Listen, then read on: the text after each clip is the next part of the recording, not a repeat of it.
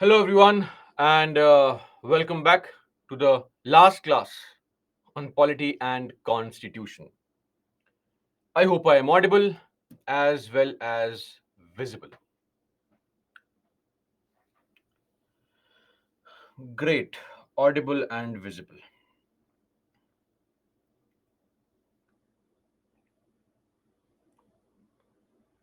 We'll wait for those to join and then we'll begin our discussion for the day.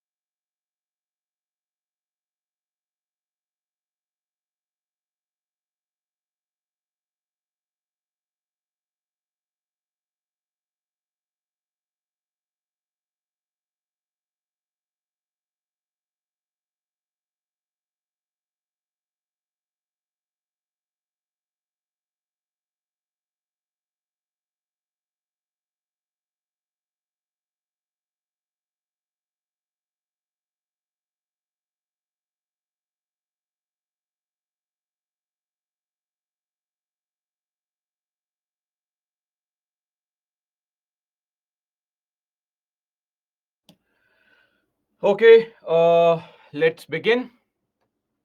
First up, a quick recap of what we studied in the previous class. Previous class, meaning yesterday, we covered a lot of ground as far as the fundamental rights are concerned, starting with Article 22, that is the protection offered to the people in case of certain offenses. So, when you are detained by the police, certain powers or certain rights that you enjoy are enshrined in the Constitution, Article 22, like immediately being informed of the reasons of arrest, being given legal help, and being taken to court. Then these rights are not available to people who are uh, enemy aliens or those who have been arrested under preventive detention laws. Then, right against exploitation 23 and 24. What is 23? No forced labor, no begar, but state can impose compulsory labor. And 24, what is 24? No child labor in the country. Okay.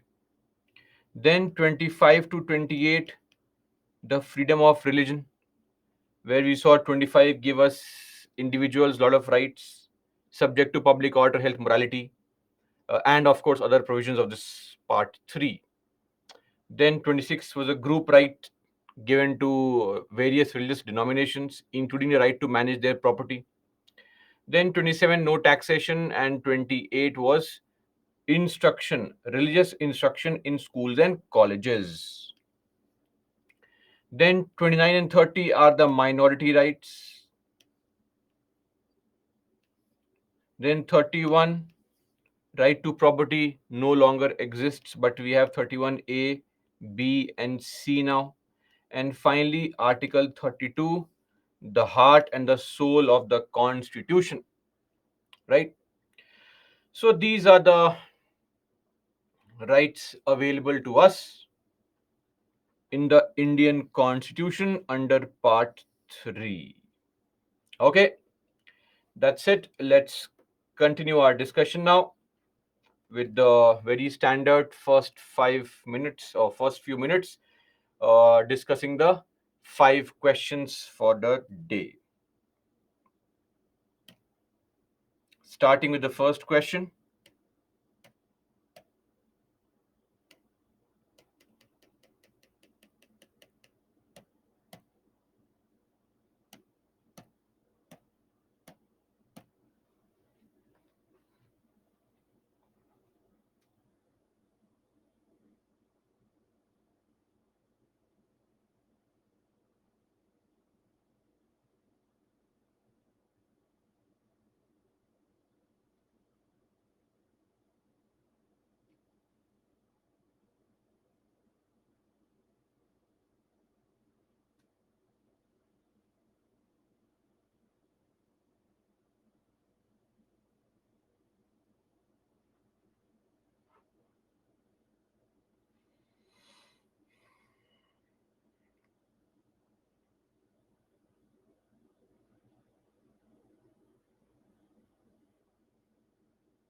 A lot of you got this correct. Great. 102nd Amendment Act is NCBC, right? Then the 61st Amendment Act is the voting age B1, D2. I think there's only one option which has B1, and that option is A. So even if you knew just one, you could mark the correct answer. Okay. Ananya, birthday today. Happy birthday, Ananya. I think somebody else had a birthday today. I forgot. Bhavya or I'm not sure whose birthday was today. Anyway, all those who are celebrating their birthday, a very happy birthday. Now, second question.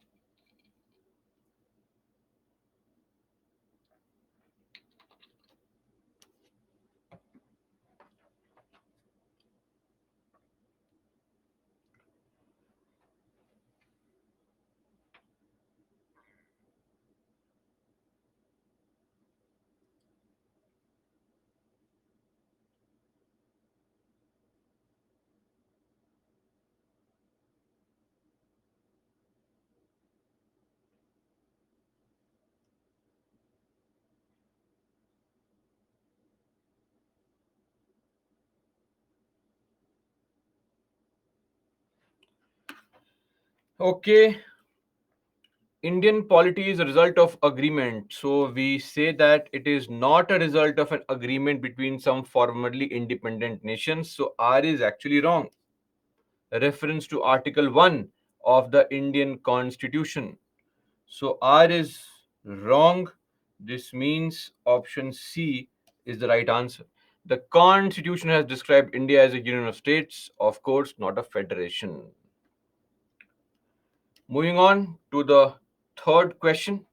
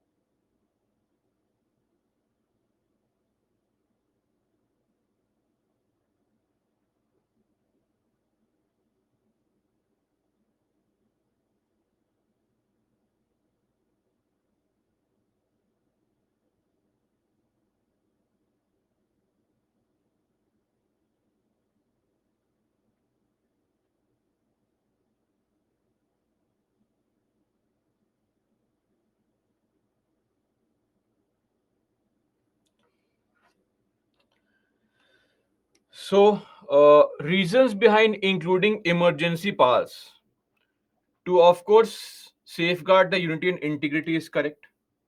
Safeguarding federal character. I mean, during the emergency, the constitution becomes unitary. So, how is it safeguarding the federal character? Not possible. Then, to safeguard fundamental rights, of course, this is wrong. So, it in fact takes away fundamental rights during emergency. So 1 and 3 are removed to safeguard the democratic political system is of course correct. 2 and 4 B being the right answer.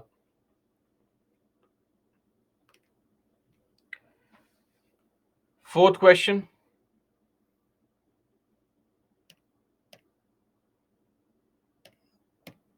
I'll give you a minute to mark an answer for this.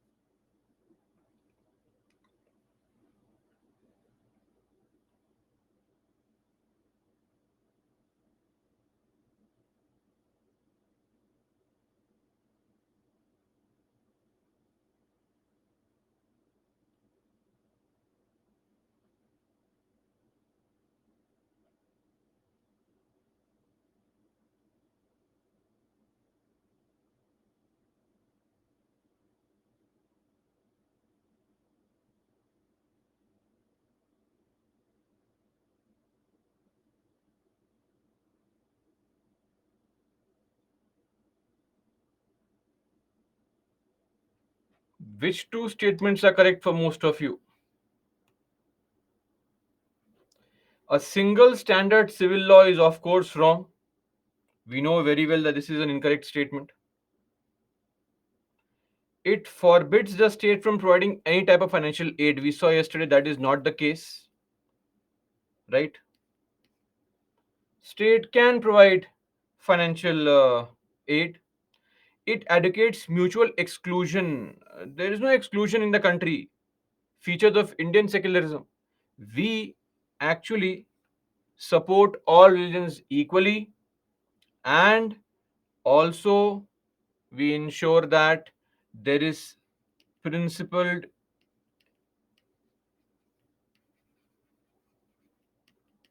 intervention. Wrong. It prevents the state from discriminating against any citizen on the grounds of religion. Now, this is correct. So only one statement is correct. That's the fourth one. Only one is the right answer. Okay. Nirbhay, meaning of mutual exclusion. Draw these two Venn diagrams. Mutually excluded, right? So they are independent of each other, is the concept of mutual exclusion.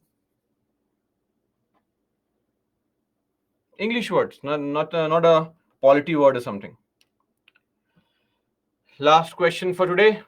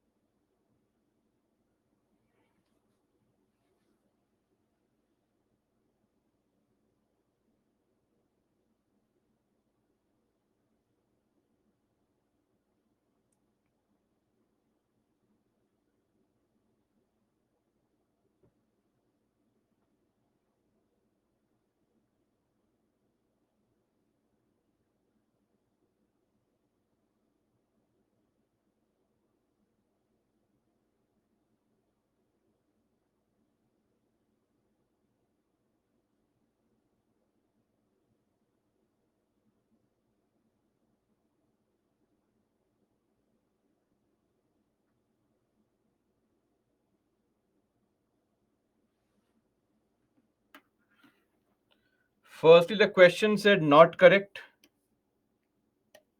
Which statements do you feel are correct? Some of you have marked 2, B. So either 2 correct or 2 not correct. The term basic structure was added. This term was not added anywhere and is not mentioned in the constitution. Firstly, okay. So this is wrong. It does not apply to any law which are placed under ninth schedule. Now it does apply to all the laws placed under ninth schedule. Absolutely wrong. It is applicable to all the amendments enacted after this date. No, it applies to all the amendments enacted after 24th of April 1973. I mean, that was the date of the Keshwanan Bharti judgment of 1973. Wrong. Bangladesh is the only country apart from India.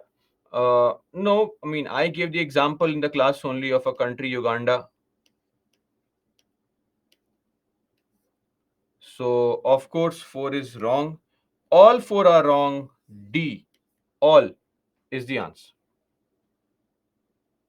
Are we clear? Everyone? No doubt, no concern, hopefully.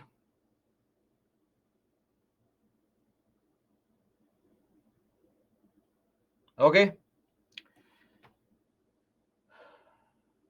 That's it.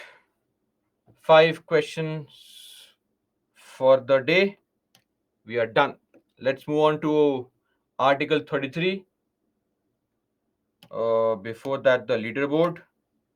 This is the leaderboard.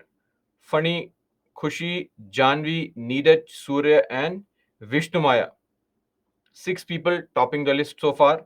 Then you have Siddharth, Kirtana, Pragya, Alina, Bhavan, Architas, Lucky, Prabhakaran, Priyanka, Vikram, Megha, Ghanshyam, Srihari, Hilok, KK.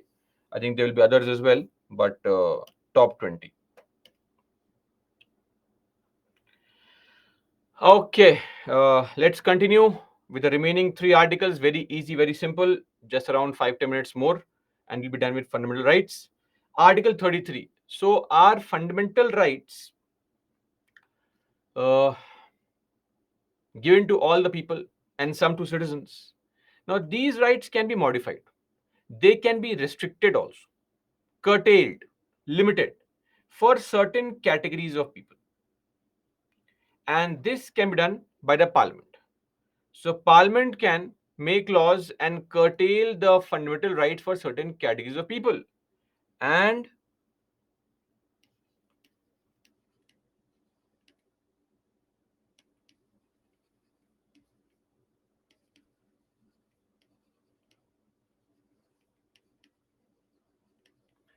such laws can't be challenged in the court.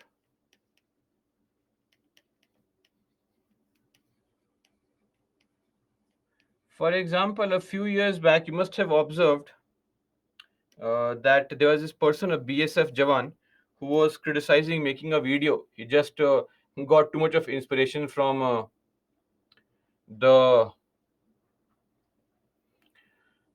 TikTokers, etc., and made a video showcasing the poor quality of food given in the camps. Now he was removed from service. These things are not allowed. So there are laws in the country which curtail the rights of certain categories of people. Like we have the Army Act, the Navy Act, the Air Force Act. These laws curtail the rights of armed forces. So armed forces will not enjoy the same rights as we do. I mean, a very important element is, think of it. Your boss, your senior asks you, go and fire. And then you say, no, I have a right to sleep. I'll sleep right now. And you start sleeping there only. Now, so some rights can be curtailed. Similarly, for all those who will become IPS officers, there's a law called the police force.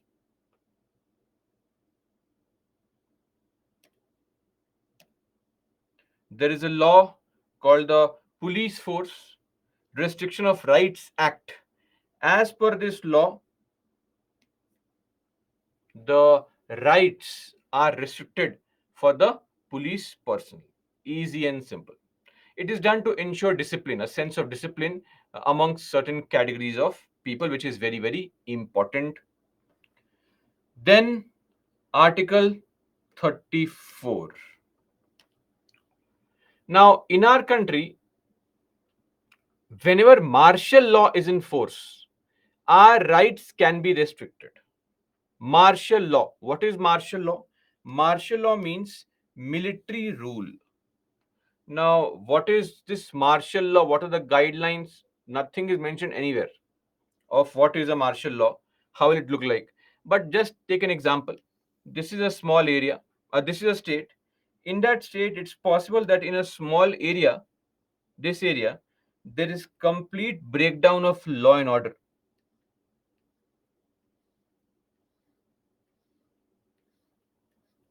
So, law and order has broken down completely, and the local administration is unable to restore the law and order, the police, the district magistrate, etc. So the center can send armed forces. Center can send armed forces. This is not the curfew you see. Okay. This is not the section 141, 144 that you see. Here, center can send armed forces for that particular area only, and once the armed forces comes, it will take control of the entire administration, and there will be no local administration, no local courts, no SP, no DM, nothing. The military will take over. It may impact your fundamental rights, of course, except Article 21. That will not be impacted. But beyond that, your fundamental rights can be impacted except habeas corpus. And center state relations remain the same because the state continues to function. For the other parts of the state, there is no change. Just for this small part, the military rules. Once the military governs, it suspends the government and ordinary law courts in that area, that small area, and it is imposed to restore what? Breakdown of law and order.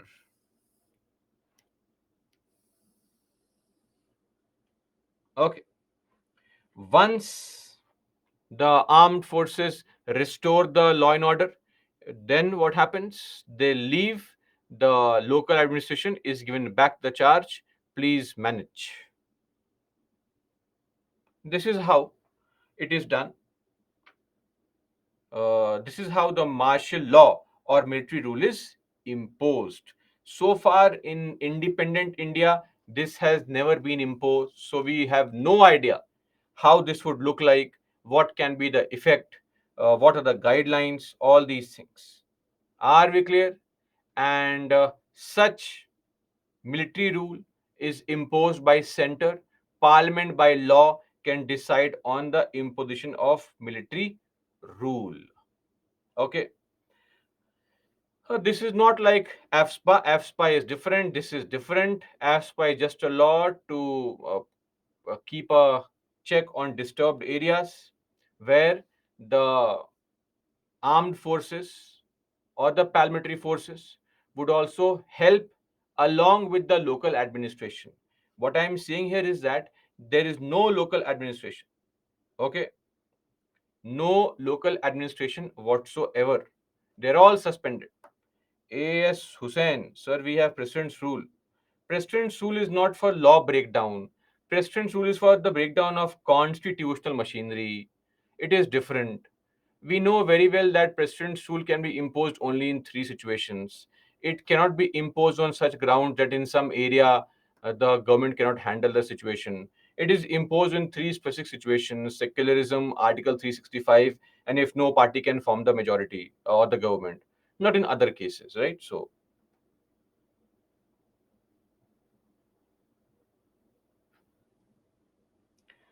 this is respect to the restriction on rights conferred by Part 3, while martial law is enforced in an area. So hopefully we will not see any martial law. Though if you go back to your British Indian times, we'll find that the Pekka rebellion, Cuttack, 1817-18, the Jallianwala Bagh massacre post that, Sepoy mutiny is what they used to call of 1857. In all such cases, we have seen that historically. But in independent India, Vivek, that's what I said. Please pay attention. This is a typical problem every day. Asking questions which I'm already making statements about. I just said right now that in independent India, this has never been imposed. So I would not know, neither would you, nor anyone, what can happen. Okay.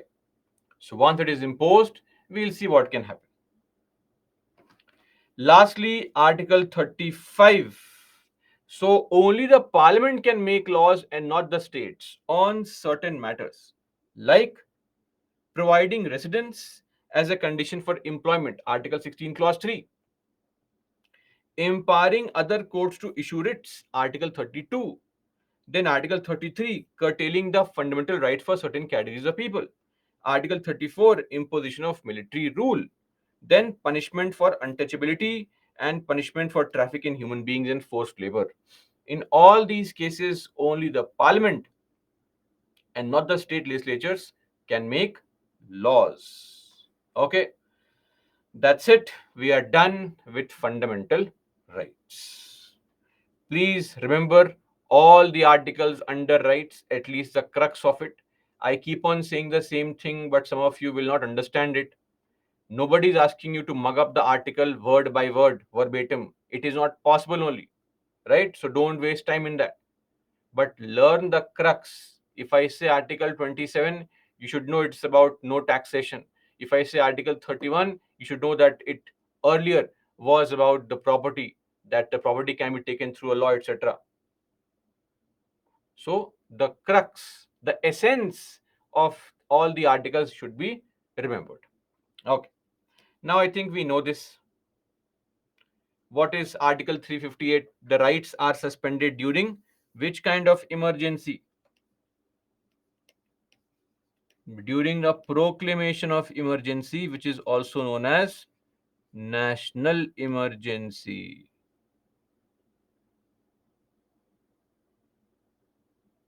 Okay. So Article 358 and 359, we have seen this earlier also. You can refer to the earlier slides, the table if you remember, and then we had also explained the ADM Jabalpur case. Okay. See, again the same old story. Should we learn the cause or clause? Should we learn the clauses of articles? I mean, saying this again and again. It is very subjective, right? If there is an article called 19(1)(a), here subclause is also important because this article clause subclause gives you a very very important right, the freedom of speech and expression. But in UPSC they won't ask you give us the clause, right? They will simply ask, I mean, you can quote under article 19 also, no problem. You can simply write under article 19 we have the freedom of speech and expression. There is no such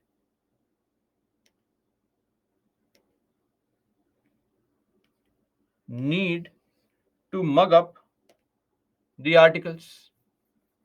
So understand, we have been looking at the previous year questions. That's also a reason why I show the questions, so that you don't go crazy and anxious on what to remember, what to mug up, right? That's the whole point.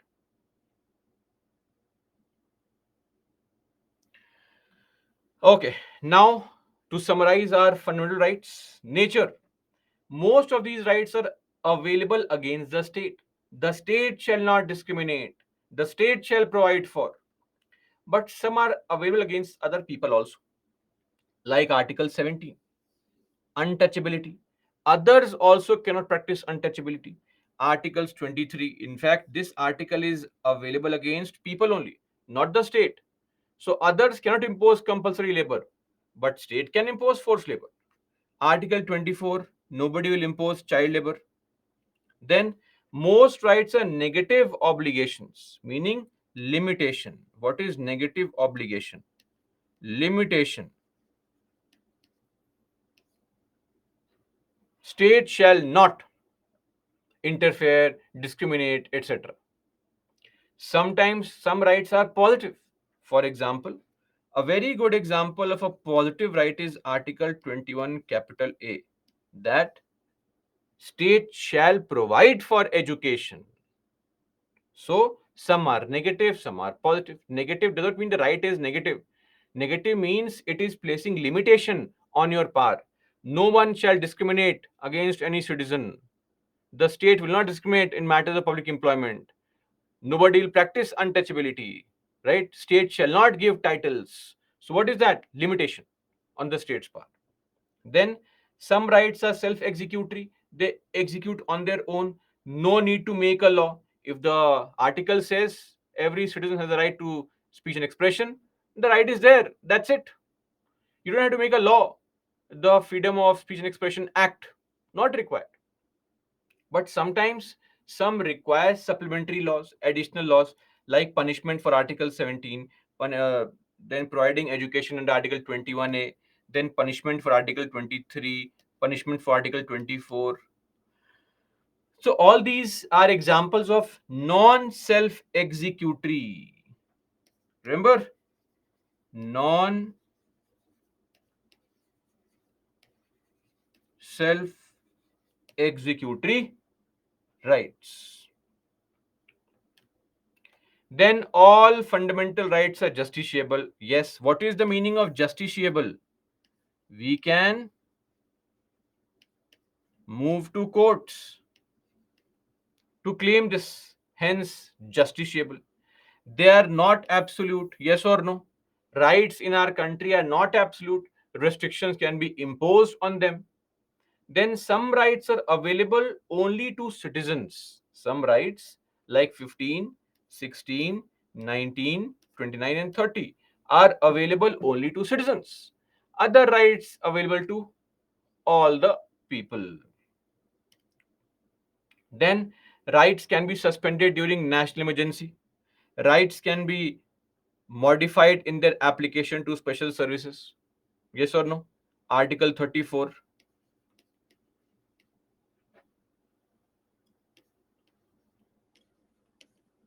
Article 34. Then fundamental rights are amendable. Always remember, rights are amendable, but their essence is not amendable. Done. Fundamental rights, the chapter complete.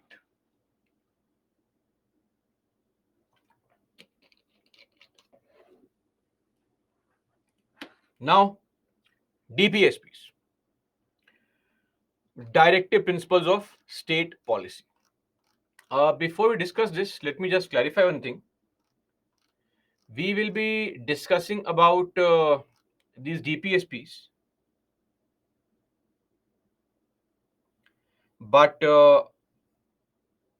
don't burden yourself with mugging up all the articles. It is not important, right? Mugging up all the articles is not at all important.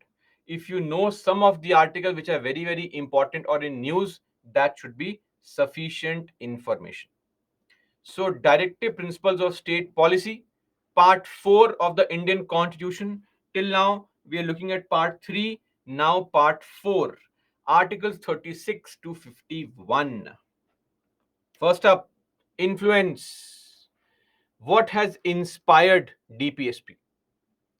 So, DPSP, the inspiration is drawn from this idea of welfare state. So, India is a welfare state.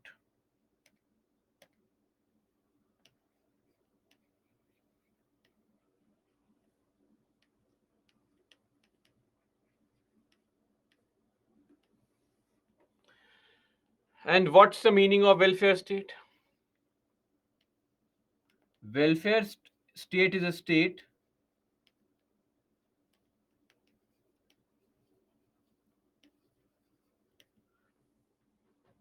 that promotes and protects the economic and social well-being of its people.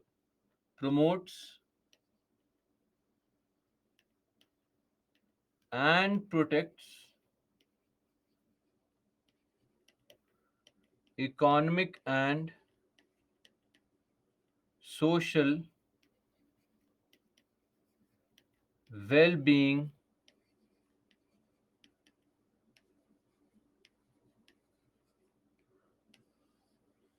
of its people. That's called a welfare state.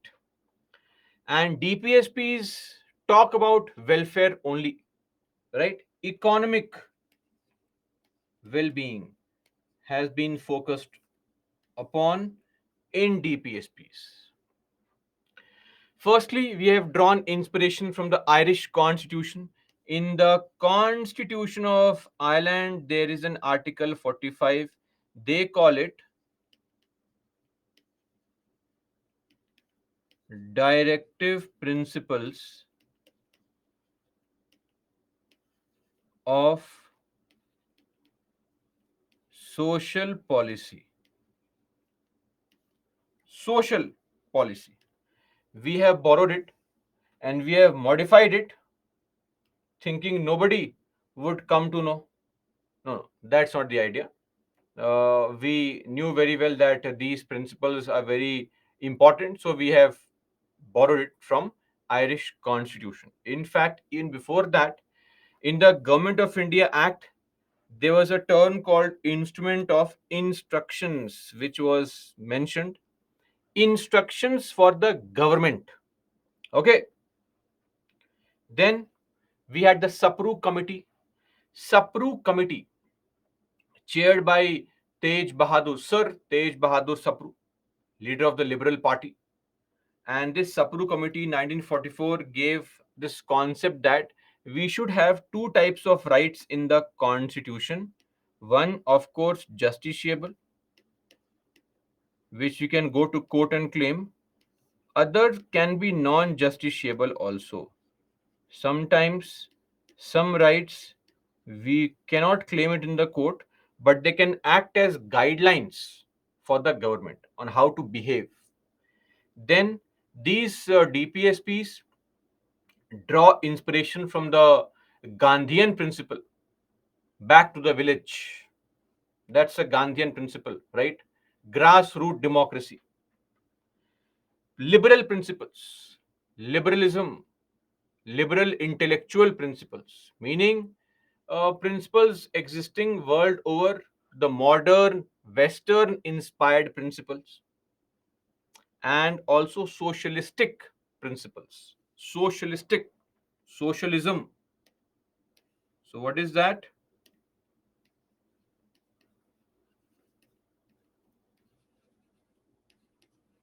State control of country's resources. When the resources of the nation are controlled by the state, socialism.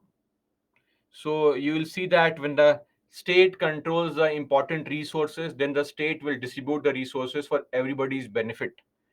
The idea of socialism, right? So this is with respect to DPSP basic information. So I hope now you understand that DPSP is our non-justiciable right. The points that you will see in future in under DPSP, the articles, the provisions, you can't go to court and claim it, but still they act as guidelines for the government on what to do next. Now, here when we say directive principles of state policy, what's the meaning of this word state? State has the same meaning as under Article 12 of Part 3. Okay. This is mentioned under the Constitution only. I am not creating it. Article 36. Now, the most important article under DPSP, which summarizes what exactly is DPSP, is this only. Let's read. The provisions contained in this part. Which part? This part. Which part is this? Part 4. Shall not be enforceable by any court. Shall, what did I say?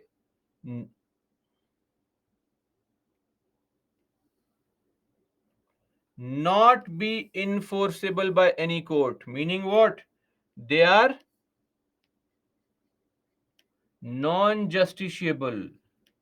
Even if the state does not do these things, you can't go to court and claim it.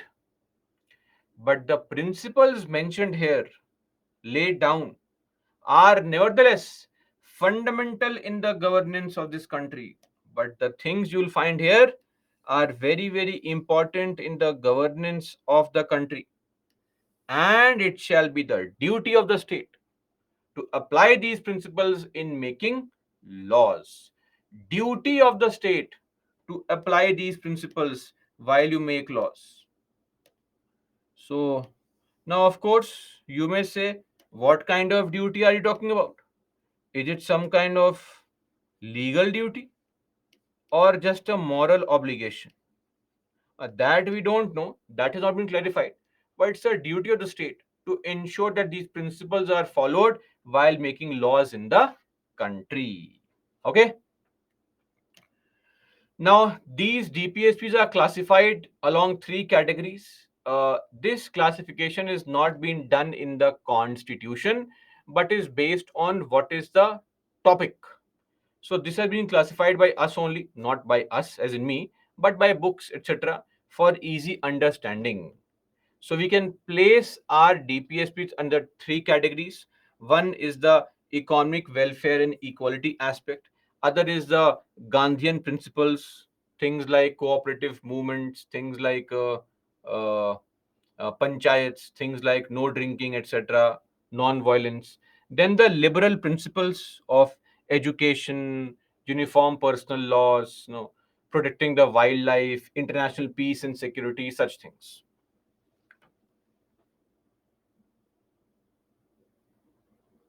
And don't worry, this classification You can very easily understand whether it is a socialist or a Gandhian or a liberal. Sometimes you will find that there is an overlap. Some principles can exist as a socialist principle and a Gandhian principle. Sometimes there could be a principle which is socialist as well as Gandhian. Socialist as well as Gandhian. So this is very much possible. Why is this possible? Because every DPSPUC has two parts. We'll see shortly. And the first part could be a general economic principle, and the second part could be a Gandhian principle. Okay, let's come to all these principles one by one. I will repeat once again. Those who are feeling slightly sleepy or are about to fall asleep, before you fall asleep, please hear me out. There is no need to mug up the DPSPs. It is not possible, it can't be done, and it is not required. Maybe some lines from here can be mugged up by you in case you want to use those lines, or the crux of DPSP. Some article can be mugged up, or if some article is in news, then you should know what that article says. That's it. Article 38, state to secure a social order for the promotion of welfare of the people. What is that? The state shall strive to promote, take effort to promote the welfare of the people by securing to all its citizens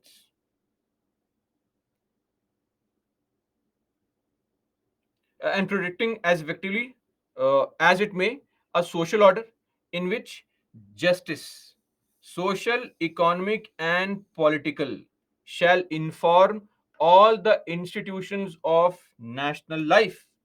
So, here the state will try to protect the welfare, promote the welfare of people by providing uh, justice, social, economic, and political justice. This phrase is also mentioned in the preamble, which we'll be studying today only, the preamble. Then, the state shall in particular, see, this was a very abstract kind of, vague kind of direction. But now, second part says, the state shall in particular, focused, very narrowed down, strive to minimize. So the state will take efforts to minimize inequality in income, and endeavor, strive to eliminate inequality in status, facilities, and opportunities. So inequality in status, facilities, and opportunities, they also need to be minimized, not only amongst individuals but also amongst groups of people residing in different areas or engaged in different vocation. What is vocation? Vocation means professions. Look at this. Is it possible? Now today you go out on the road and say, when I go out on the road, nobody comes to me. But when Virat Kohli goes on the road, everybody comes for autograph. Why this difference of status? I want the same status as Virat Kohli, same status as Shah Rukh Khan, same status as Mahesh Babu. I want that. Sorry, that may not be possible. So look at this. These are very, very vague and abstract ideas that there will be equality of status, etc. That may not happen. Yeah, but we want to do it. That is why non-justiciable. Then Article 39, certain principles of policy to be followed by the state. The state shall, in particular, direct its policy towards what? Towards securing that citizens, men and women, equally have the right to an adequate means of livelihood. So both men and women get the right to work. Then we have seen BNC, have we not?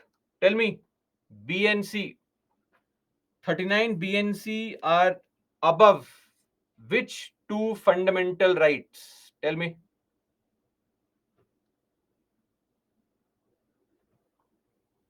This Article 31 capital C says that in order to achieve the ideals of 39B and C, we can even violate 14 and 19. What is 39B? The ownership and control of material resources of the community are so distributed as to subserve the common good, that the operation of the economic system does not result in the concentration of wealth and the means of production to the common detriment, to common disadvantage. Interesting that this DPSP is there since independence, that there should not be concentration of wealth. Uh, I'd like to mention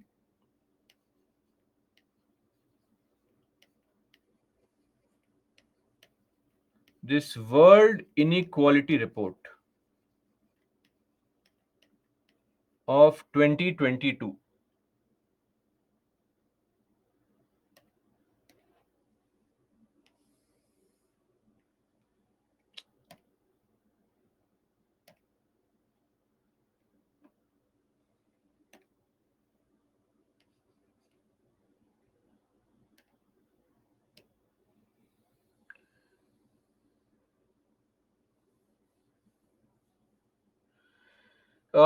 Just a sec, guys.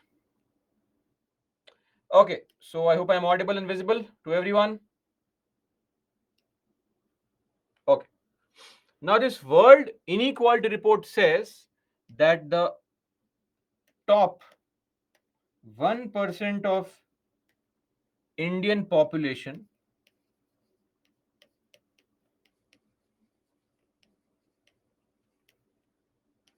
in our country, the elite top 1% population, they control 22% wealth.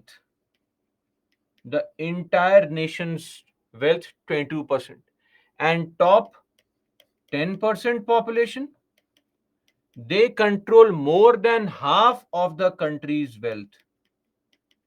And the bottom 50% population, they control 13% of the country's wealth. Okay. So this is with respect to the World Inequality Report. Not just this, the bottom 50% or the top 10% earn 20 times more than the bottom 50%. And the top 10% are earning roughly close to 10 lakh rupees, right? The average national income of our country, of adult population, is 2 lakh rupees. Anyway, I'm not sure if after this we can really claim that we have been able to fulfill the 39 BNC objectives properly, but still, at least that's the target. Then, that there should be equal work and equal pay. So, equal pay for equal work for both men and women. Then, that the health and strength of workers, men and women, and the tender age of children are not abused, and that citizens are not forced by economic necessity to enter a vocation, meaning jobs, professions, unsuited to their age or strength. Look at the statement. It says that citizens should not be forced by economic needs to work. Why do people work? For money only. If everybody starts following their passion only, then who will do the important tasks? Most people work for money only, right? So this is a bit too much. That we'll have one fine day when people work only for passion. That's not how things work in reality. So it's too much of utopia, right? That's it. And we say that there's a group of people who is not happy with their job, and that group of people is called everybody, right? That's it.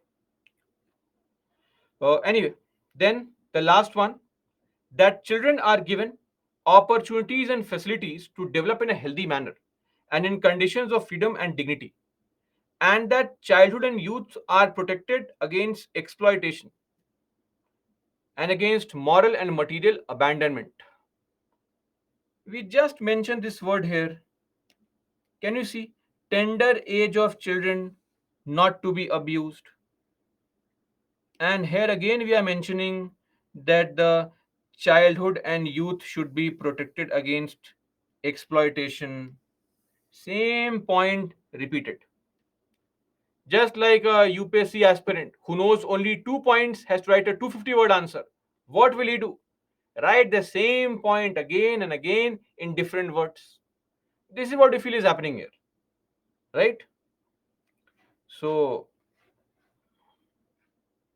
puja, tender age. These are English words here. Tender age, the age of innocence. Masumiyat, right?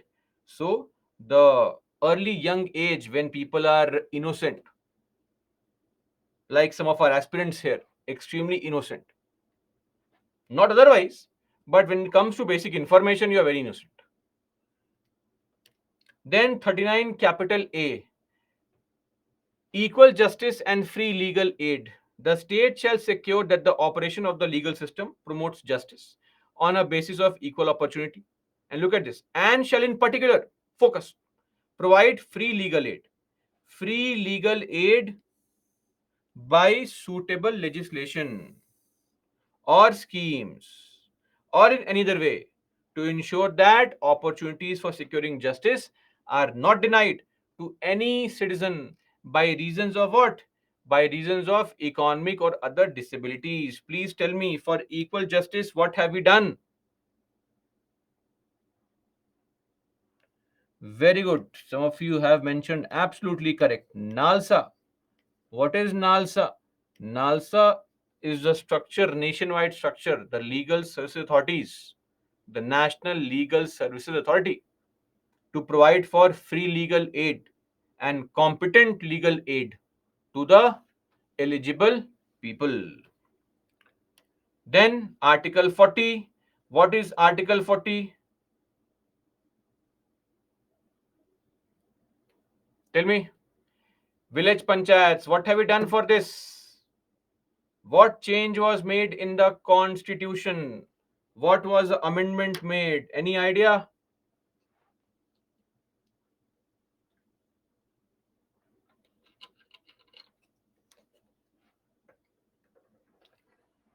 Very good.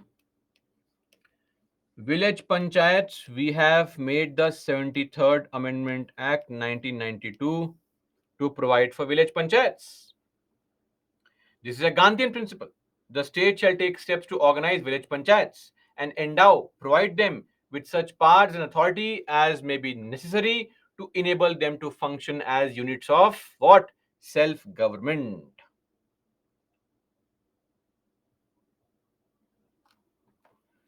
Okay.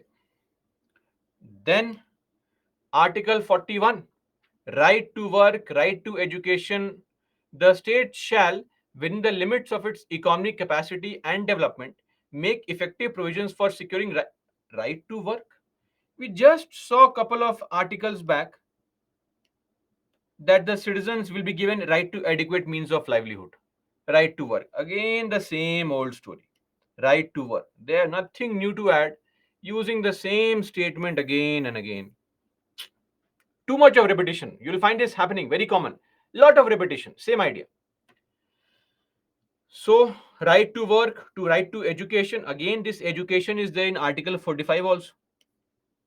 And to public assistance in cases of unemployment, in case of old age, in case of sickness, in case of disablement, etc. So, state can provide you with within the economic capacity some kind of right to work, etc. Unemployment allowance. So a lot of states provide something called unemployment allowance. If you are unemployed, get yourself registered and you will get some money. And don't expect some annual package only of 5 lakh rupees. Some 500-600 rupees will be given to you per year as unemployment allowance. Okay, drink some juice with that money. That's what you can do.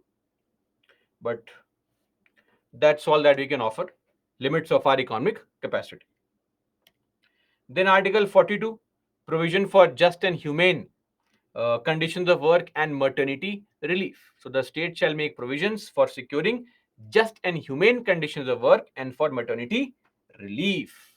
There is a very good example of a law, Maternity Benefits Act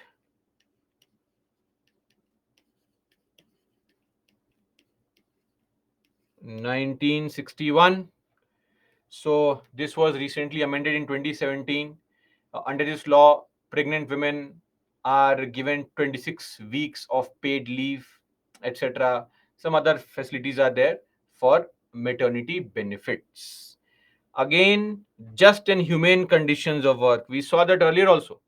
Humane conditions of work. Lot of repetitions. Then 43, living wage for workers.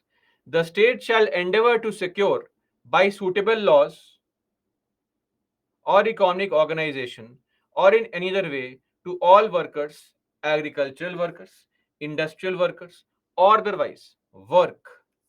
Again, the right to work. Third time, we are seeing the right to work. A living wage, conditions of work, ensuring a decent standard of life. Okay? And look at this phrase, and full enjoyment of leisure period. How will the state ensure that you fully enjoy the leisure period? You go back home and have fun. That can't be ensured. Imagine if this was justiciable. You go to court and say, court, when I go back home, I'm still sad. Come on, laugh for me, dance for me, entertain me. I want to be entertained. I mean, come on, this is not possible. Be serious. What kind of optimistic idea is this? Full enjoyment of leisure period. I mean, somebody is a pessimistic kind of person only.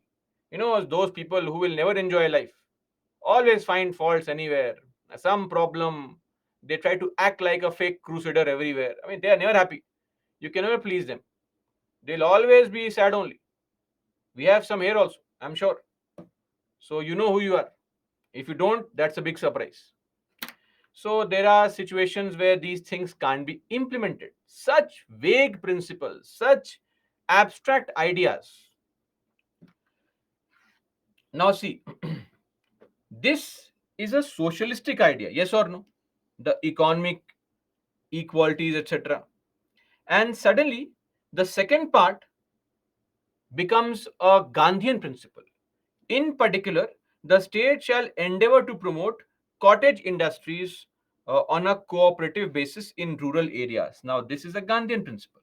So, we can see that the same article has Gandhian principle also and a socialistic idea as well. Article 43. Then 43A, participation of workers in the management of industries. The state shall take steps by suitable laws to secure the participation of workers in the management of industries, undertakings, establishments, etc. This is 43A, right? Then 43B, a Gandhian principle. The state shall endeavor to promote voluntary formation, autonomous functioning, democratic control, etc. of what? Of cooperative societies. So that's there. Now, coming to Article 44, some of you were going crazy because it was showing in news. Article 44, you had no valid points to debate with your friends and show off your knowledge. Now the time has come for you to get some information on UCC, Uniform Civil Code. After getting this information, you can go and impress people who are random people who have no effect on your life. So, Uniform Civil Code for citizens. What is UCC? See, our personal laws are fragmented. This article says that we should replace a system of fragmented personal laws and have a uniform civil code. The state shall endeavor to secure for the citizens UCC, UCC, Uniform Civil Code, meaning what? Common law on personal matters.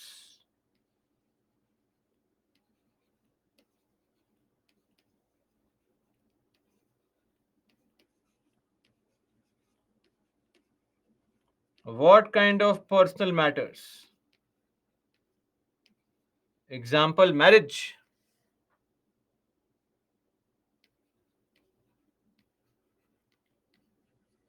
Yes, yes, divorce. First thing that comes to mind is divorce only.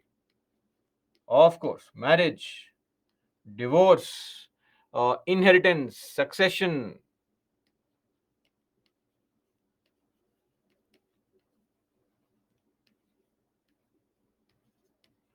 guardianship, etc.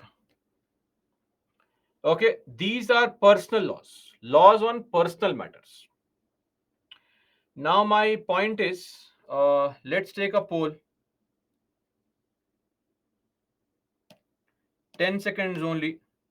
Please, all those who say yes, we should have a uniform civil code, mark A, and those who say no, please mark B.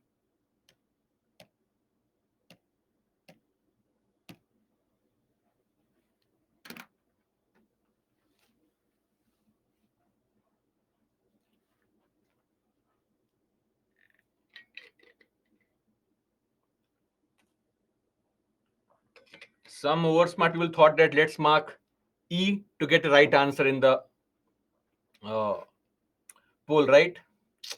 Things we do. Anyway, that's why I changed to D. Two lucky people marked D also. A lot of you have marked yes, we should have a uniform civil code. Anyway,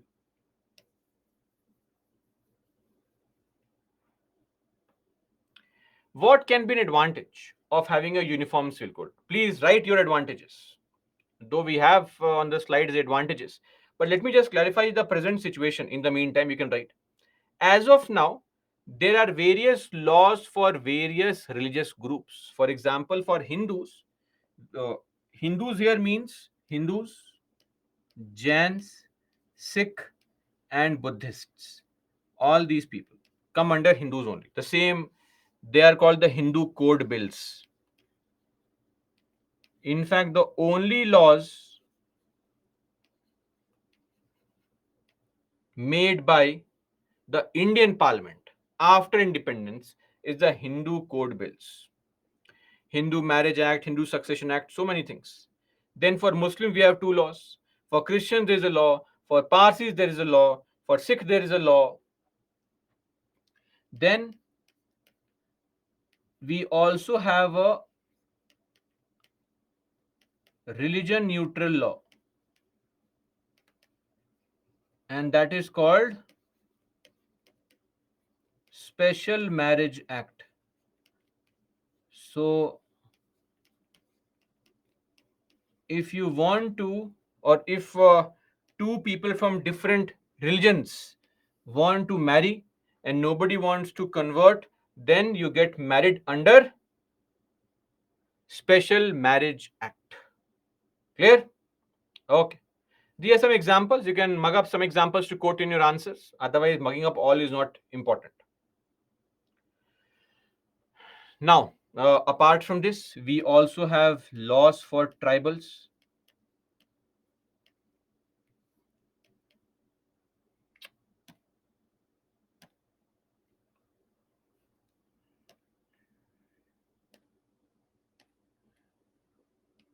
Just ignore this line. I'm not sure why this line is coming up randomly.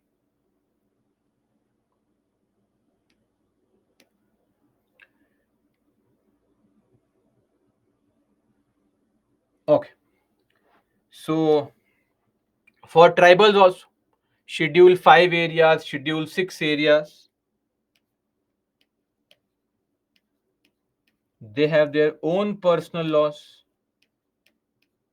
Yes or no? Remember, ADCs can make laws on personal matters as well. So many different laws exist in the country. Now, we want one common law. What is the advantage? Most of you said yes, yes, common law. Gender equality, equal justice, gender parity. No biasness. Population control. How will a personal law control population? For that, you have to make a separate law only. Right, appropriate points. Don't spit venom here. It's okay. Egalitarian society. Okay. Sense of unity.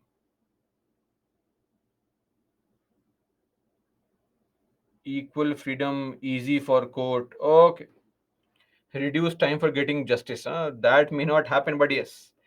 Need for UCC. Why do we need UCC? One very simple question.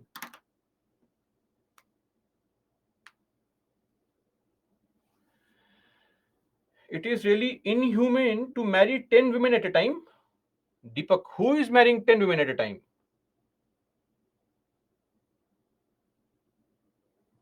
LGBTQ rights will be incorporated. That may not be the case, right? Just because you have uniform laws does not mean you have a very good laws. That may not be the case. Anyway, need for UCC. So, to all those who said yes, points in support. If you want to fight, use these points to impress random people. Number one, the simple argument is that we have a common civil law, we have a common criminal law. Why not common personal law? Makes more sense. And it is going to simplify the legal system.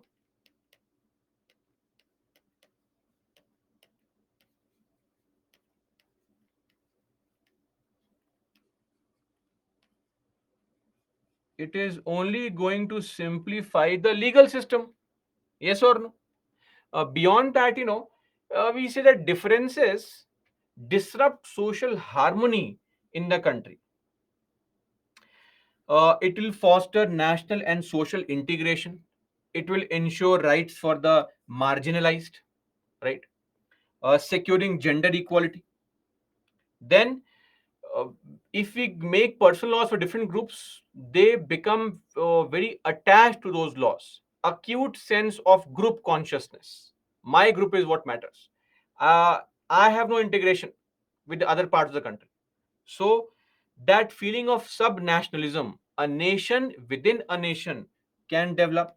It will prevent that feeling also. And of course, one common law will ease the task on the judiciary as well. Marginalized people in every religion, there are some people who are suffering, the weaker sections in general. Like recently, our prime minister quoted about Pasmanda Muslims, or maybe in Hindus, Dalits had faced atrocities for a long period of time, still do in certain parts of the country. So they will be called marginalized. Okay, these are the arguments in favor of having a UCC, a Uniform Civil Code. Clear? Now, also very important is to find out what are the challenges. When you try to implement UCC, what can be a challenge? Firstly, diversity. Diversity not just of religion, diversity also of various tribal groups.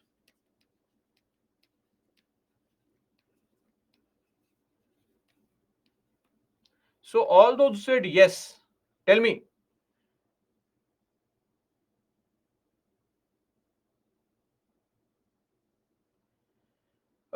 when it comes to diversity, UCC, do you think it is logical that one common personal law should be made for all the tribals also? Tribals in Chhattisgarh, tribals in Nagaland, tribals in Tripura.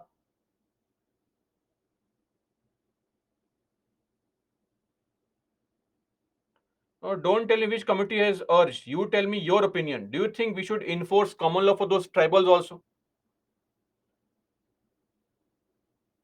So some of you are saying yes, most are saying no. This means that if a lot of you are saying no, then UCC may still be a challenge.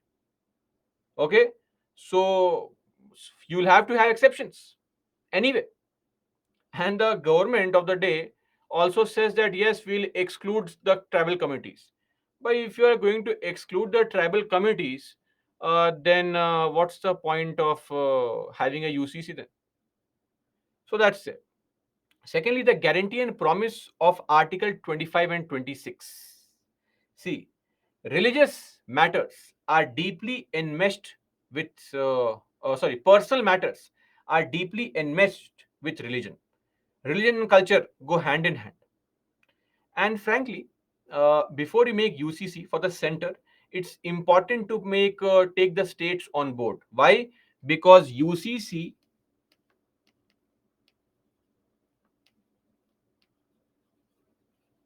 is a concurrent list subject. Personal laws are concurrent list subjects. Both center and states have the power, right? Apart from it, a secular state should not in general interfere in personal matters. That's a general perception, that why should a secular country interfere in personal matters? No, just hear me out before you jump onto a conclusion that, oh, I'm being biased. Hear me out first. There is clear lack of national consensus on this topic. Yes or no? There is no nationwide consensus on this topic.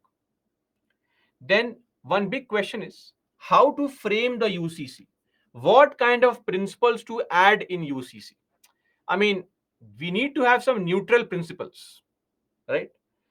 If you make a UCC, you'll always have this problem that some religion claims if you make a UCC whose points or whose sections or provisions are very close to the Hindu code bills, then all the Muslims, Christians will start saying, oh, look at the fascist government. After all, Hindu Rashtra has come up. If you make a UCC which has very provisions very close to, say, the Muslim laws, Christian laws, all Hindus will say, look at this minority appeasement again and again. Whatever you do, some people will be sad because your provisions are going to be slightly closer to some communities' provisions and be slightly away from some other communities' provisions. So, framing a UCC in itself is a big task. And that is why we are yet to see any text on UCC. All these people are claiming, let's have UCC, by show us a bill first. So that should be your first argument, that before discussion on any topic, pros and cons, let me see a draft proposal. And then only can I make an informed assessment of whether it is good or bad. Right now, without any draft proposal, how would I know whether UCC is logical or not? Let me see a bill first. The government has done all the talks about UCC, but they are yet to present a bill. Sadly, any comprehensive discussion is going to be incomplete without a proper bill on which discussion will take place. Then it may also alienate the minority communities because a UCC is made by the parliament now. Parliament primarily comprising of Hindus. Of course, it has to be India, the Hindu majority country. So there will always be a fear of majority dominance in their minds. That's also there. So these are some challenges, arguments in favor, and some challenges that may come when you want to get a UCC. So what can be a way forward? See, one thing I think everybody here agrees is that their religious laws have been biased against the marginalized, the weaker sections, and also women. For example, triple talaq, right? Now tell me, if in your religion there is any practice, any ritual which is biased, can the state selectively remove that ritual or not? Just say yes or no. If in your religion there is any ritual which is biased, which violates the dignity of individuals, can the state provide for social welfare and reform? I would be very pleased if you write the article also, which provides for this. How to provide social welfare and reform? Where is this mentioned? Which article? This is mentioned under Article 25. We saw this yesterday only. Yes or no? That is the concept of principled intervention. So, when the state already has this power, then why not use that power? A very appropriate way forward is going to be weed out, meaning remove. Why don't we selectively remove those practices which violate the dignity of individuals? Why do you want to reinvent the wheel? Think of this. In your Lakshmikant book, if some fact is wrong, will you throw the entire book away? Useless book. Or will you simply erase that fact and modify it? What's the correct way? If there is any problem with any religious law, why not modify that aspect only? If your hand is paining, you will take a medicine, a painkiller. You won't chop off your hand and throw it away. Remove the hand only. Hand gone, pain gone. Of course not. Right? So, for those who don't like Lakshmikant example, follow this example. So, if you are saying, no, no, we'll change the book only, please, next time you have headache, don't take the medicine. Remove your head only. Okay? So, of course, we know that selective modification is the way to go. Then, what else can we do? One thing we can do is we can raise awareness about the problems in your religious laws. In fact, the law commission in 2018 had also said that UCC is neither necessary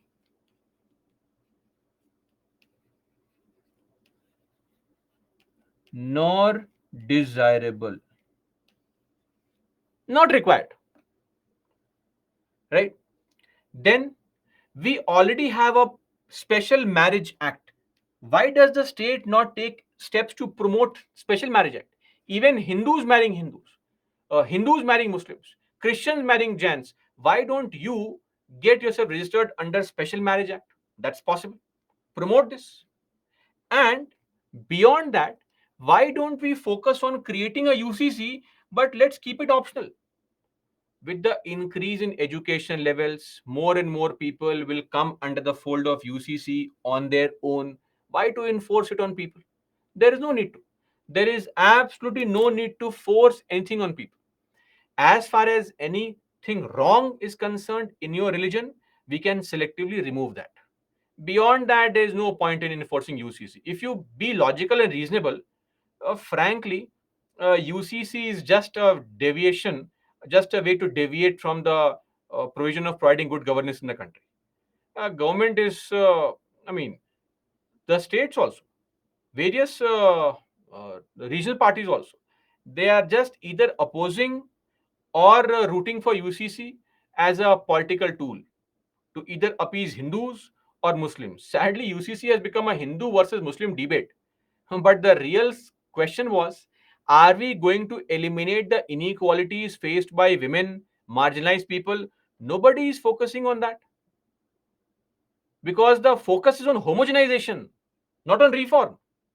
The problem is that we should focus on reform, and reform does not need a complete revamp.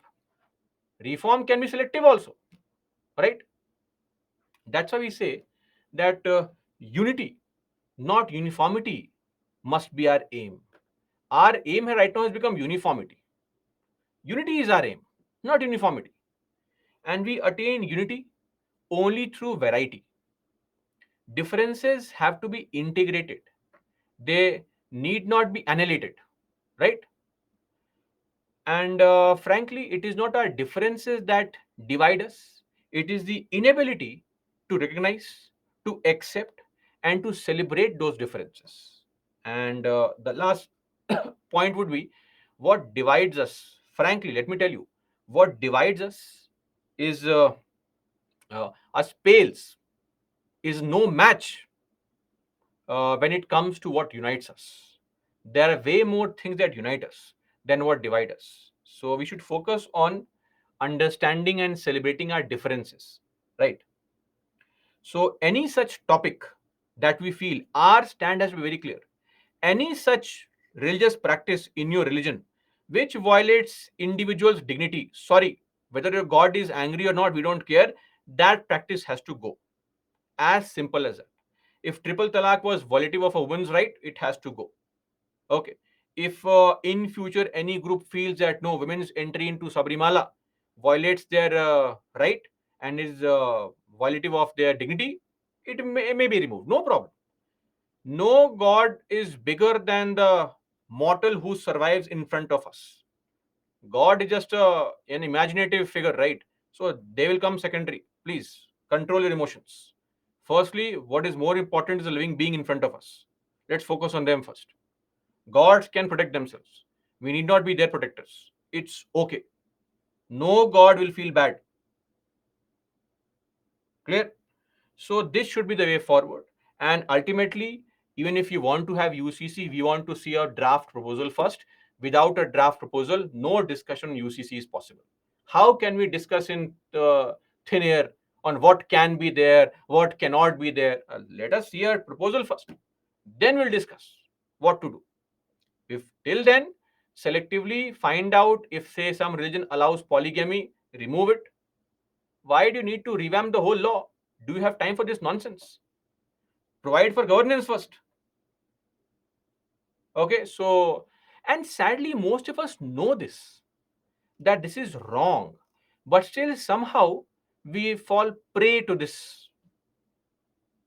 That's a bad problem, and that's the situation with educated people also, that they have fallen prey. What if I promote, I support UCC? What will my Muslim friends say? What if I oppose UCC? What will my Hindu friends say? Nobody cares. You do what is right. Don't worry about the mass, right? So that is there with respect to Uniform Civil Code. That should be sufficient. I don't expect a question in mains because the question on this UCC has already been asked earlier in 2015 only. So this is a very narrow and precise topic. Difficult to replicate the same topic again in the examination. Anyway, moving on to the remaining articles, now nothing much left under DPSP. We have Article 45, which is what? Providing ECCE to kids below 6 years of age. Article 45. We have seen that day before yesterday only. Then Article 46 provides for the educational and economic interest of SC, STs and the weaker sections. So we have the bodies like National Commission for Scheduled Castes, for Scheduled Tribes. Then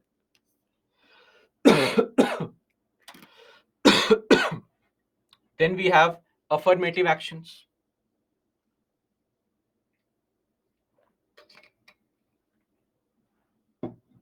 The entire gamut of affirmative actions that are there. Then Article 47. The state shall regard the raising of level of nutrition and the standard of living of its people and the improvement of public health as among its primary duties. Improvement of public health. What is meant by improvement of public health? Improvement of public health means what? There is no parameter. Now imagine if this is justiciable. You go to court and claim, come on, court, ask the government to feed me protein powder. I want 16-inch biceps. That is called improvement of health for me. Vague principles. But in particular, the state shall endeavor to bring about prohibition of the consumption except for medicinal purposes. So, prohibition of consumption of intoxicating drinks, drugs, etc. This is the article which allows for what? Which allows for liquor ban. States like Bihar, Gujarat, Mizoram, Lakshadweep, Nagaland, Manipur. Now, some districts in these northeastern states, but in states like Bihar, Gujarat, Lakshadweep, complete prohibition on paper. Okay, And as per law, it's all available in all these states.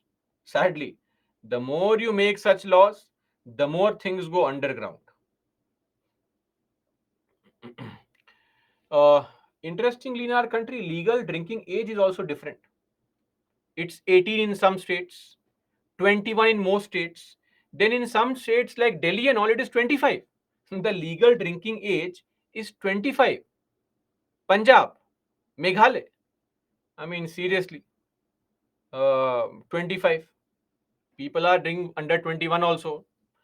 But that's there. Article 47, the liquor ban article. Then this is Article 48, the beef ban article. The state shall endeavor to organize agriculture and animal husbandry on modern and scientific lines, and shall in particular take steps for preserving and improving the breeds and prohibiting the slaughter of cows and calves and other milch and draught cattle. What is milch cattle? Milch, milk producing, which is fit for human consumption. That is called milch animals. Draught cattle, beast of burden.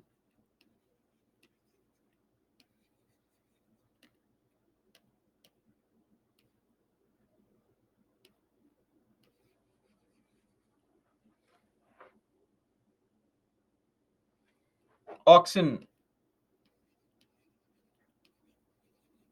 donkeys, etc.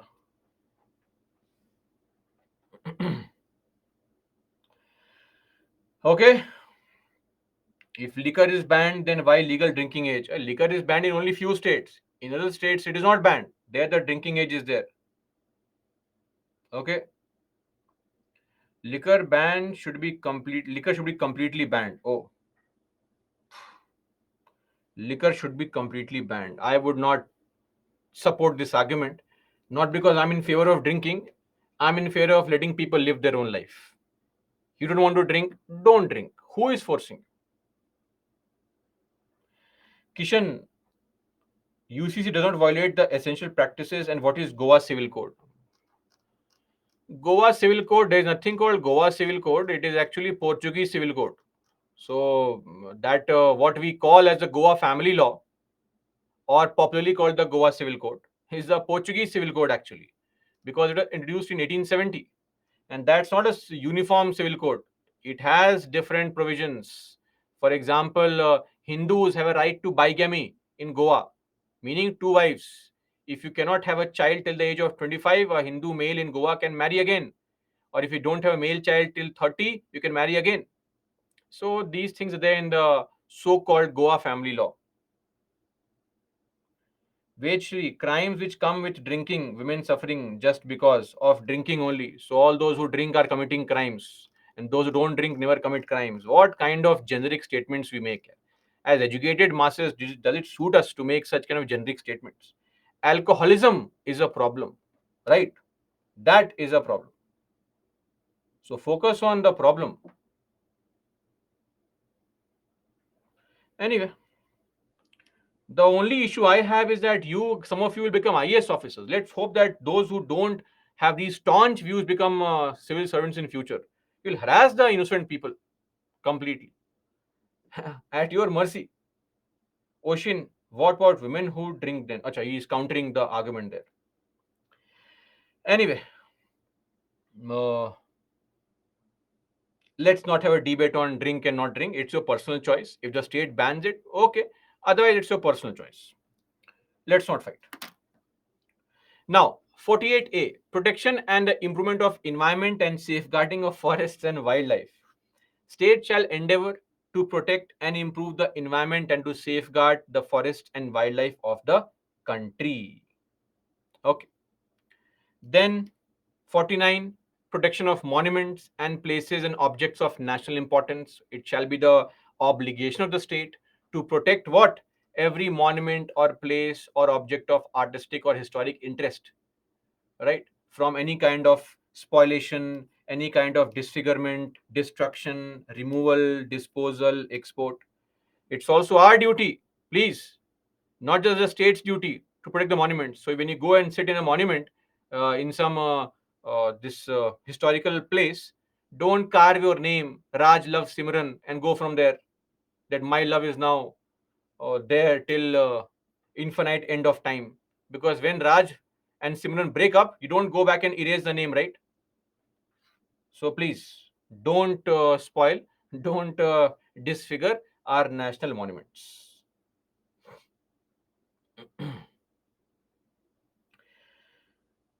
Okay.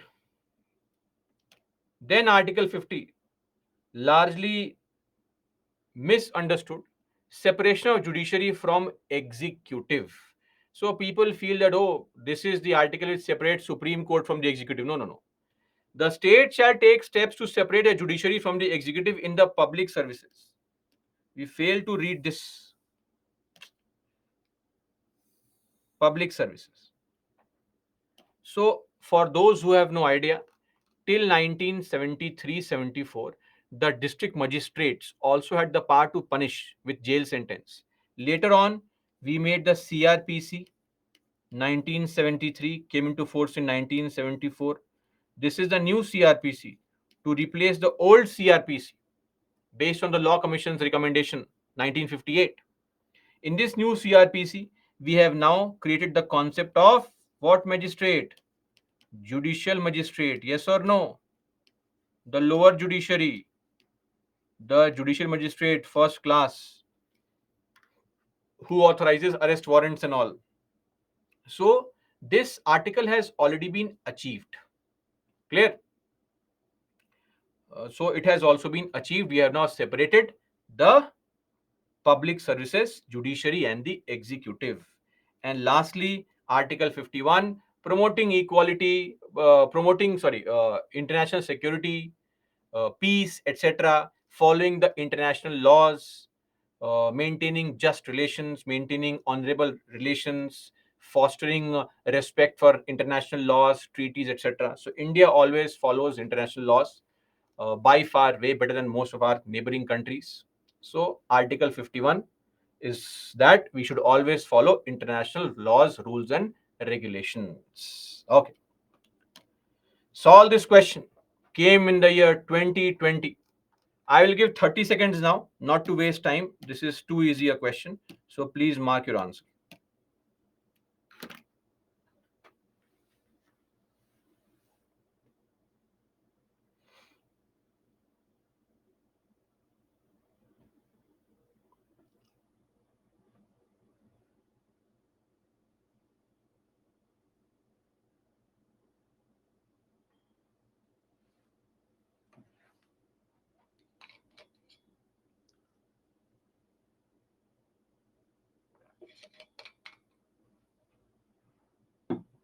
Of course,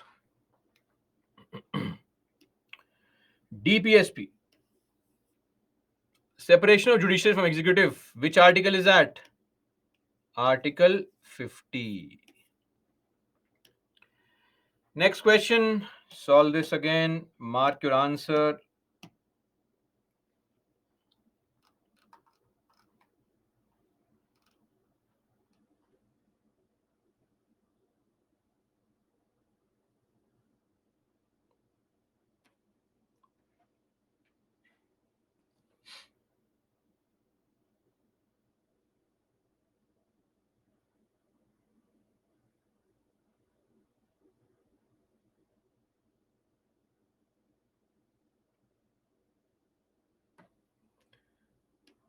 Will we ever get 95% plus correct? We don't know.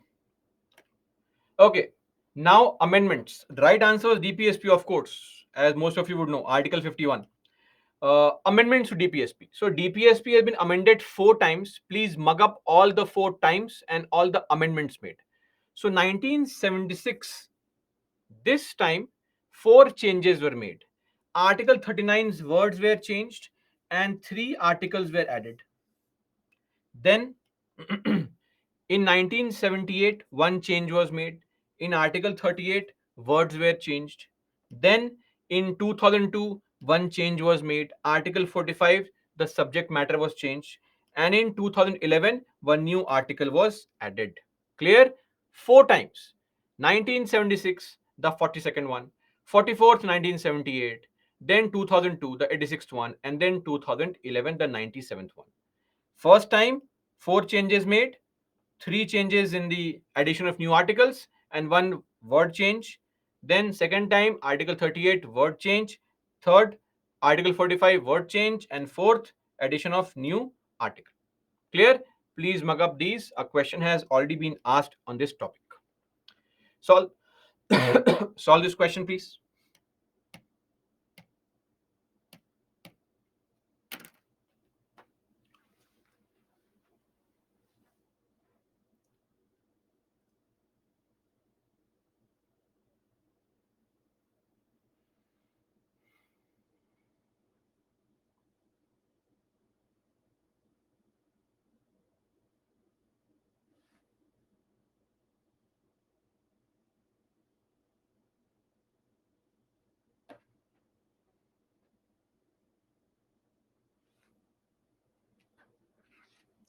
Under the Indian Constitution, concentration of wealth in the hands of few.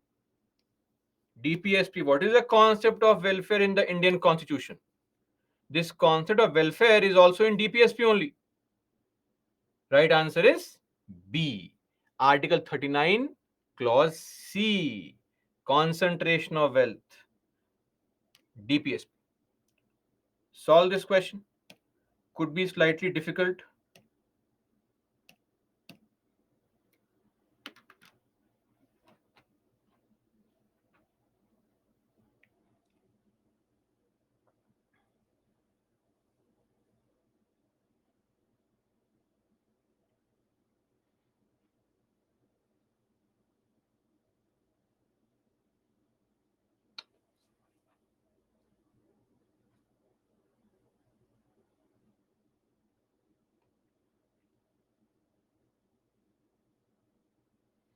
This was more of a guesswork, I believe.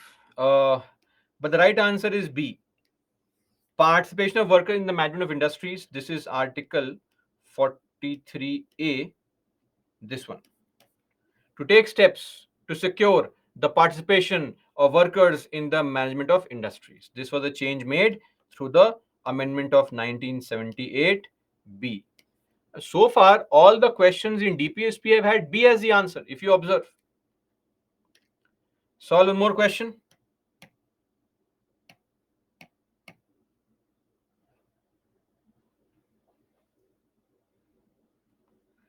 The ideal of welfare state in the Indian Constitution is enshrined in its where?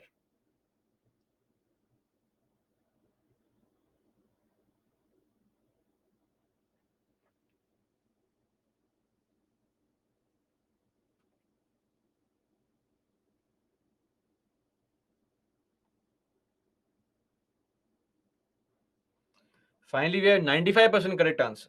Great. DPSP. Again, B. Now look at this question asked in 2020, 5 years later.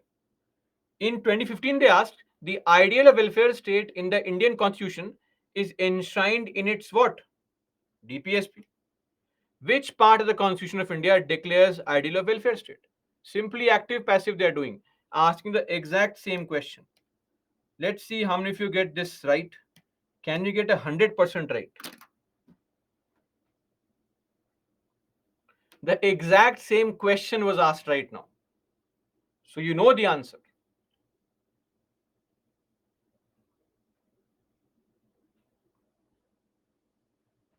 Now we won't get 100%, I'm sure of that. So why to hope?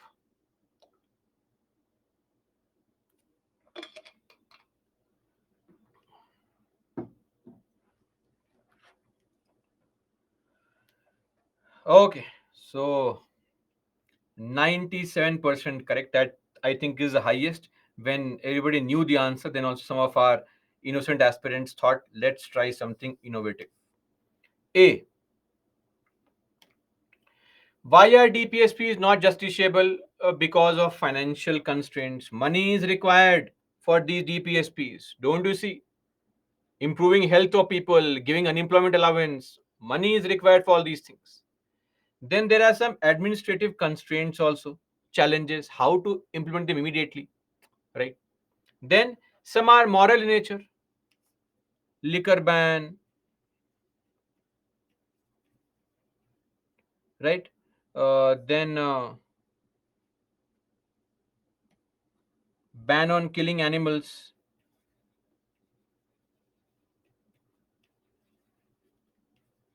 Why only a few animals? Why not birds also? So this is there. Then inadequacy of social and economic development. A very important point here is panchayats. Do you remember while we were discussing panchayats, we saw this triad. What is a triad? The triad of caste, class, and gender. So, in the social environment, if this was the triad which controlled the rural India, implementing panchayat provisions was a challenge, right? So, social and economic development sometimes is also required to enjoy these DPSPs or enjoyment of leisure period. That also requires some kind of social development. Everybody is happy, equality of status and all. These things may not be achieved through courts. Courts cannot ensure that you go and enjoy your leisure period. Then, nature of DPSPs. Three important points. DPSPs are fundamental principles, they are non justiciable, and they are non self executory. Meaning what? DPSPs can't be achieved on their own, they are guidelines. The parliament has to make a law to achieve those DPSPs. The state governments have to make a law to achieve those DPSPs.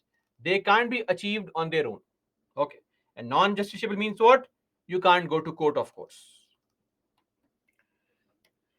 As far as rights and DPSPs are concerned, collectively part 3 and part 4 are known as the conscience of the constitution. This was said by Granville Austin. He called them as the conscience of the constitution. And there is no conflict between 3 and 4. Fundamental rights and DPSPs complement each other, supplement each other. Though you can say that there is an Article 31C which does create some kind of conflict, which says that if you want to pursue Article 39B and C, then 14 and 19 can be compromised. That's there, of course. But beyond that, DPSP serves the interest of larger public rights for individuals. Criticism: why are we angry about DPSPs? Because they are non justiciable, right? We can't claim it. They are just some high funda principles. We have to depend on the government. Ambiguity, nature of duty. Remember Article 37, it shall be the duty of the state. What kind of duty? Are we talking about some legal duty? Or are we talking about some moral duty? We don't know. Then there is complete lack of clarity. Then lack of clarity meaning what exactly is required, it's too vague.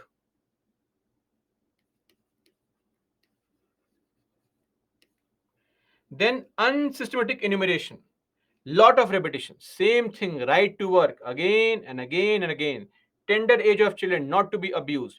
And what is the order of these things? There is no particular format or order in which they are listed, right?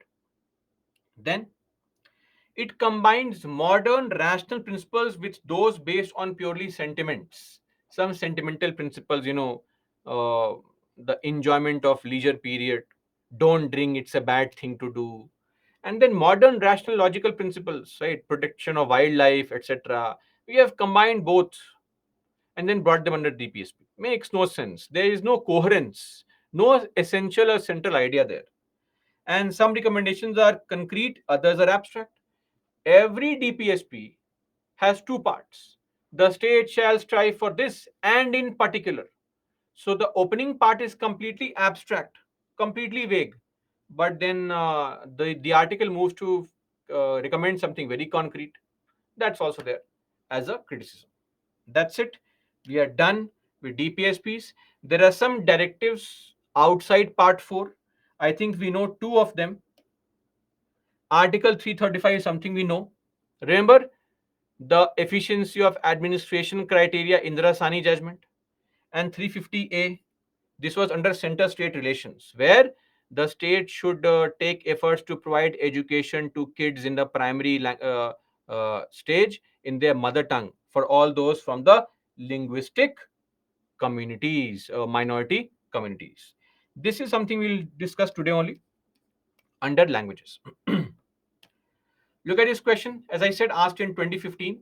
So don't expect a question on UCC in the main examination now. Extremely unlikely.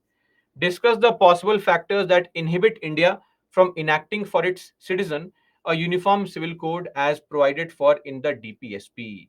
What can be the challenges? Simply mention a very easy, straightforward question. In the intro, define UCC. In the body, mention some good things, then some challenges, and in the conclusion, a way forward. That should be sufficient. Clear? We are done with the DPSPs. Done. Now coming to fundamental duties, a very small topic. We'll do this, finish this, and then take a break. So don't panic. Fundamental duties are added under Part 4A, between Part 4 and 5, Part 4A. Fundamental duties. One article only, Article 51A, 11 clauses. 10 clauses originally, one clause added later on. And these duties were added in 1976. We have drawn inspiration from which country? Inspired by USSR, erstwhile Russia, on the recommendation of Sardar Swarn Singh Committee. Tell me, this Sardar Swarn Singh Committee also made a recommendation to add which other aspect in the Indian Constitution? Tell me. Okay, some of you are absolutely right. Kirtana, Priyanka, Janvi, Architas, Gauri, Siddharath. What is Panchayat? Are you crazy? Why will the Sardar Swarn Singh Committee get recommendation of Panchayat? Secularism. No. Tribunals. Before others write some other amazing word,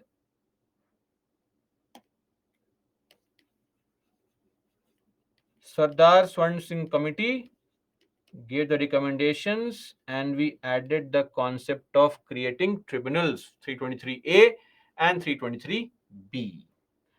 These are the 10 duties. These duties, I mean, some of them are very logical, but we are doing it anyway. Let's read. It shall be the duty of every citizen. So only we are expected to perform these duties.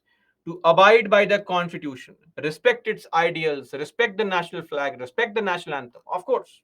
Then to cherish and follow the noble ideals that inspired the national struggle for freedom. The noble ideals like civil disobedience, non cooperation. Should we start that? Of course not. Then to uphold the sovereignty, integrity, unity of India. Then to defend the country and render national service when called upon to do so. Then to promote harmony and the spirit of common brotherhood amongst all the people of India, transcending religious, linguistic, regional, sectional diversities, and to renounce practices derogatory to the dignity of women, to value and preserve the rich heritage of the country's composite culture, to protect and improve the natural environment, including forests, lakes, rivers, wildlife, then to develop scientific temper, humanism, spirit of inquiry, reform. On one hand, we have Article 25, practice your own drama of religion, rituals, etc. And here we also say, come on, citizens, scientific temper, humanism, inquiry, inquiry. The one unique thing about religion is that you can't question it. If you question it, oh, you are wrong. Don't question it. And here our duty is spirit of inquiry and reform has to be inculcated, right? Then to safeguard public property and to abjure violence. Public property is public's property, not your personal property. So don't steal, you know,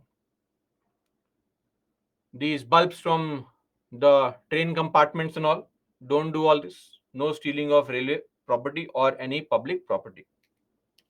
Then to strive towards excellence in all spheres of individual and collective activity so that the nation constantly rises to higher levels of endeavor and achievement. Look at this duty. What is this nonsense? You are talking about a legal document, the Indian Constitution. What kind of moralistic guideline is this? Strive towards excellence in all spheres of activity so that nation rises to greater heights. So don't waste time watching Netflix. Come on, get up and work. I mean, how do you enforce all these duties? Some of them can't be enforced at all.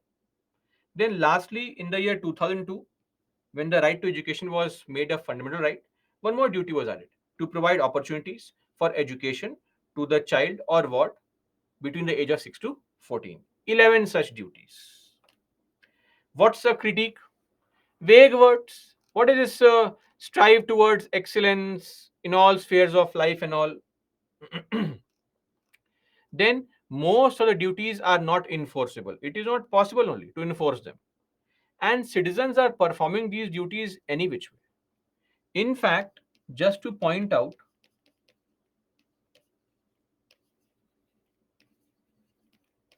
enforcement of fundamental duties. This matter is pending in the court right now.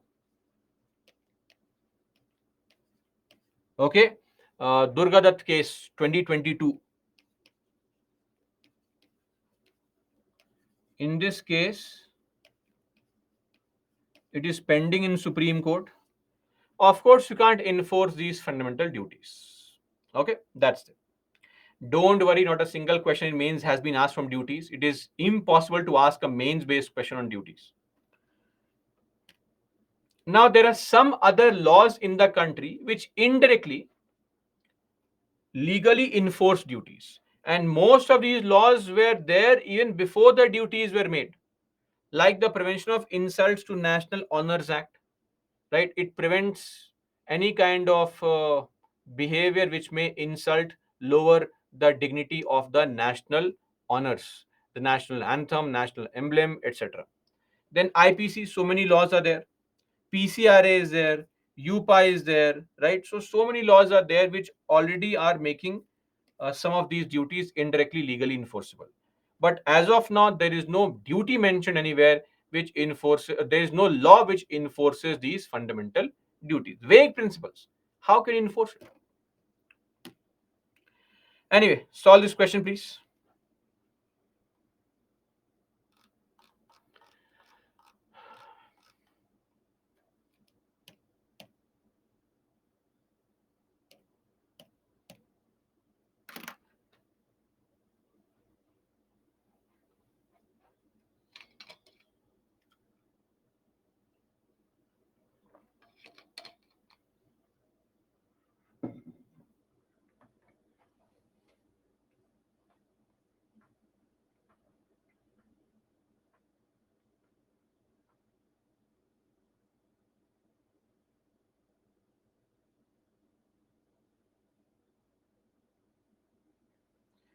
Of course, rights are correlative with duties is the right answer. Some of you marked rights are personal. How can rights be independent of society? Your rights are dependent on somebody else's rights. If you say, I have the complete freedom of speech and expression, I'll say anything I want, but you cannot damage somebody's reputation, or else what happens to you? A case of defamation can be filed against you. So, rights are not personal, right? And rights not duties are important, of course, wrong. Duties not rights, both are important. So, A is the answer. Solve this question.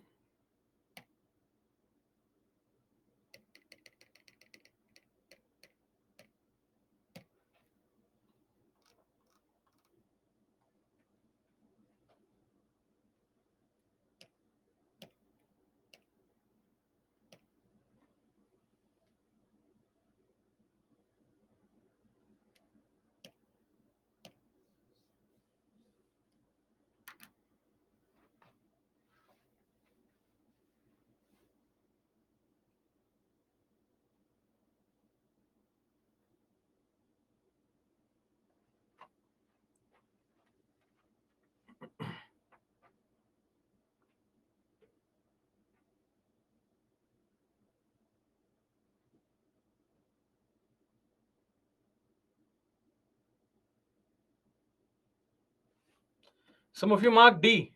Interestingly, to protect weaker sections from social injustice is not mentioned anywhere specifically. So this is there, and this is there. The right answer is C, 1, 3, and 4. 2 is not categorically mentioned in the Indian Constitution under the fundamental duties. Lastly, solve this question. Very, very easy. In fact, the only thing which should have been a duty is not a duty.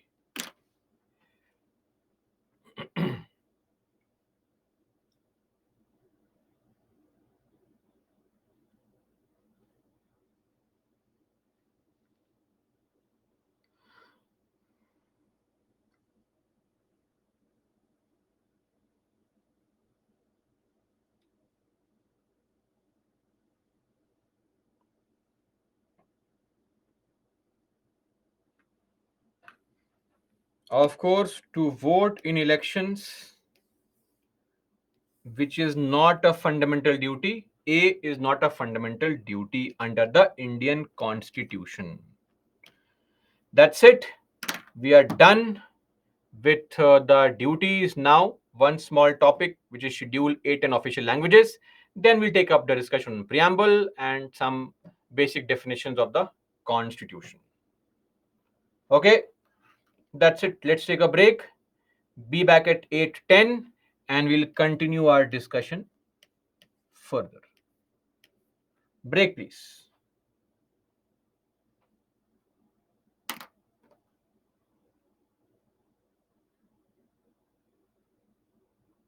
Nikhil, voting is not a fundamental duty because it is not mentioned under fundamental duties. I don't know what is there to explain. Right to vote is not a fundamental duty because the question says, according to the Indian Constitution, which is not a fundamental duty. Okay?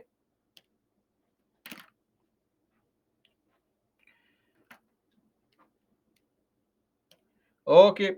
Come at 8:12.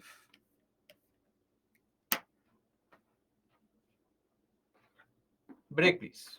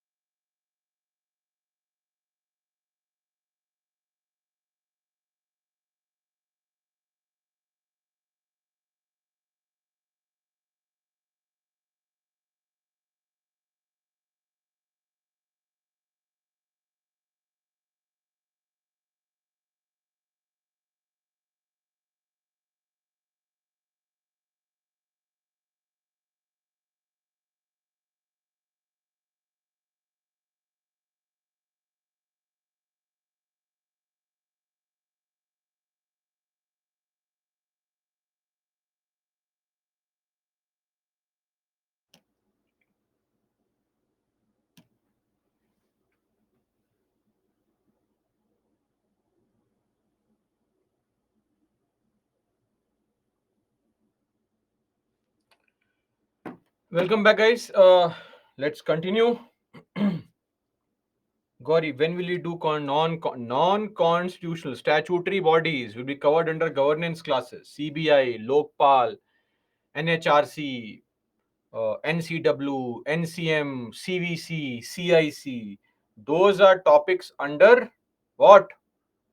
Governance. We will be discussing those under governance in your governance module separately.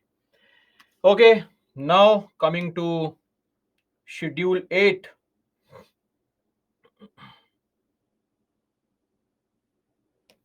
So, time for quick revision. This is the last schedule that we'll be studying. So, Schedule 8. Schedule 1. Please tell me what is Schedule 1. Wherever you are, speak it out loud. What is Schedule 1? Union and its territories.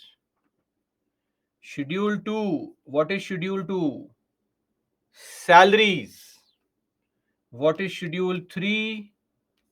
Oath and affirmation. What is Schedule 4? Schedule 4 is what? Allocation of seats into the Council of States, that is Rajya Sabha. What is Schedule 5? The administration of scheduled areas in how many states? 10 states. Schedule 6, administration of tribal areas in 4 states. Schedule 7, what is that? Lists union state concurrent. Schedule 8 is what we'll see right now, which is official languages, is Schedule 8. Then Schedule 9, protection from judicial review, immunity from judicial review. Okay, some people have mentioned panchayats, that is wrong. What is Schedule 10? ADL, anti-defection law. What is Schedule 11? Now, Schedule 11 is panchayats, 29 topics on which panchayats can make laws. Schedule 12 is municipalities, 18 topics on which municipalities are allowed to make laws. Coming to Schedule 8, consists of languages. Schedule 8 has 22 languages mentioned here. These are the list of languages. Let me just point one thing out. Any kind of change, any kind of modification here requires the use of Article 368. Okay. Any kind of change in Schedule 8 requires Article 368. Even if you want to change the spelling, say Udia. This Udia originally was ORIYA, changed to ODIA through the 96th Amendment Act 2011. Okay. So all these are languages, and originally 14, now 22. Clear? Kalbi, Sir Bodo. What Bodo? Bodo is a language spoken primarily in Assam. There is no need to remember all these 22 languages. Okay, but remember one thing, English is not mentioned here. And if you speak a language that is mentioned here, you should know that your language that you speak is mentioned in Schedule 8. Schedule 9, Vanchika, land reform. So not really. Schedule 9 was protection from judicial review. Now, primarily under Schedule 9, we had land reform laws, but other laws also exist. The Bonded Labor System Abolition Act, the Motor Vehicles Act, right? The Tamil Nadu Reservation Act. So these laws also there under Schedule 9.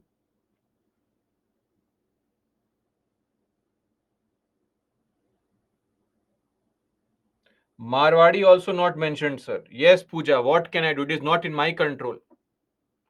Why not English? It is not an official language used here.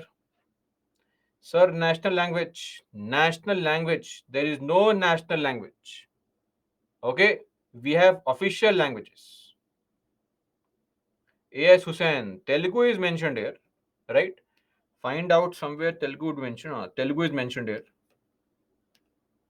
Now, I can't do this. You please read the list and find out. And if your name, language is not mentioned there, you please contact the government of India, file a request there, or to the Supreme Court why your language is not there. Okay?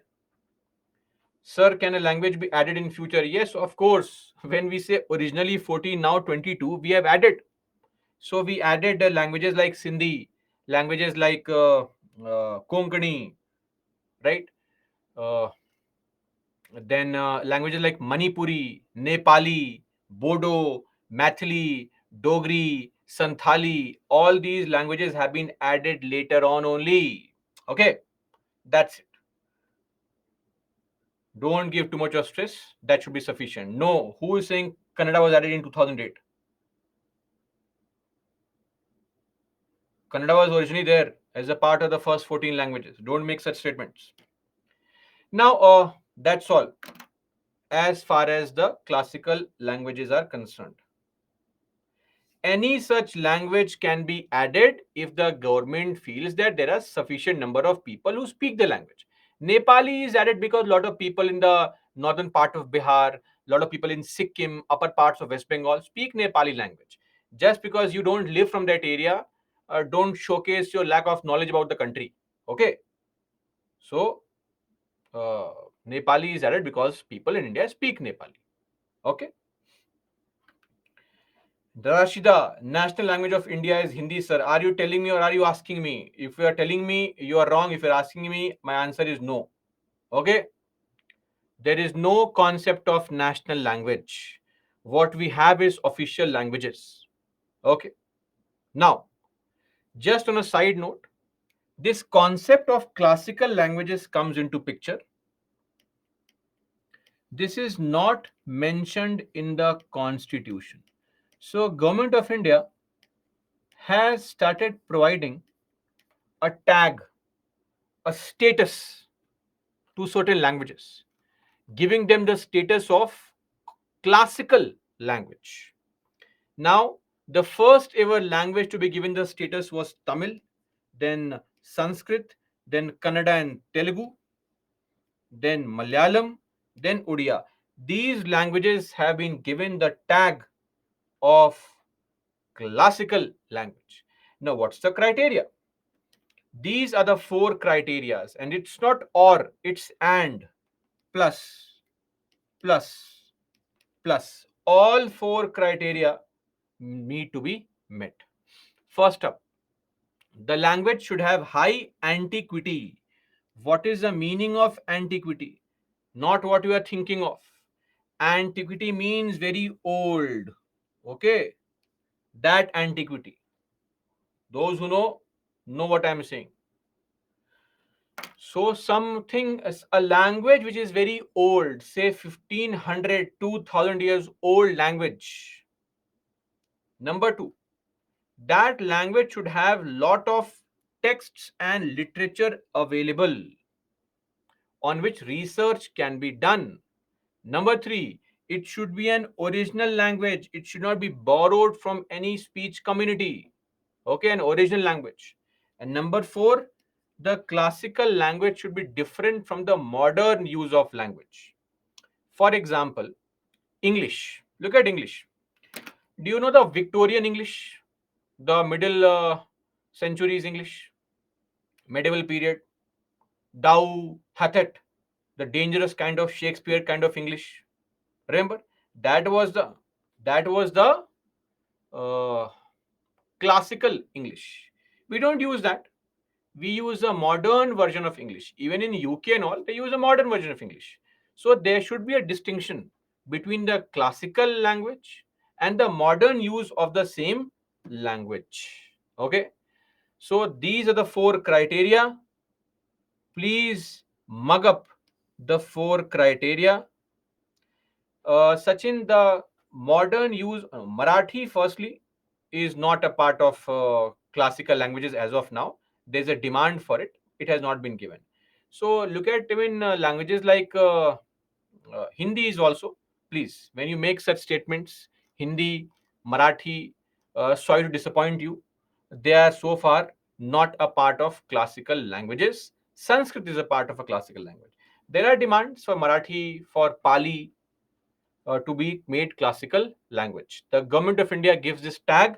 Classical languages are outside the constitution, not mentioned anywhere, given by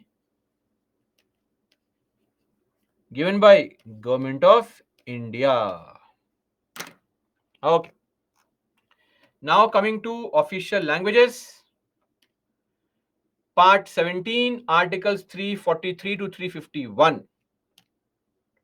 First up, the official language of the union is what? Hindi. Hindi is the official language of the Tamil and Telugu are different. Kishan, what can I say? We want UCC. We don't about the country only. We want UCC. Anyway, 343.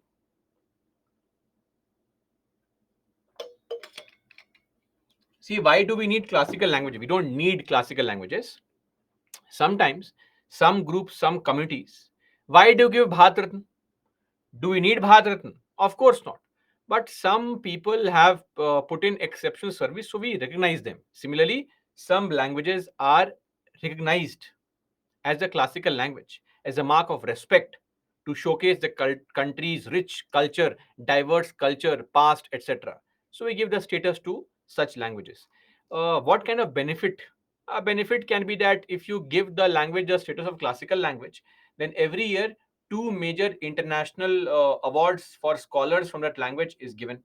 Then the center has to set up a center of excellence. Then UGC has to ensure that in every central university there should be a department on that classical language. So these things are benefits of having a language as a classical language.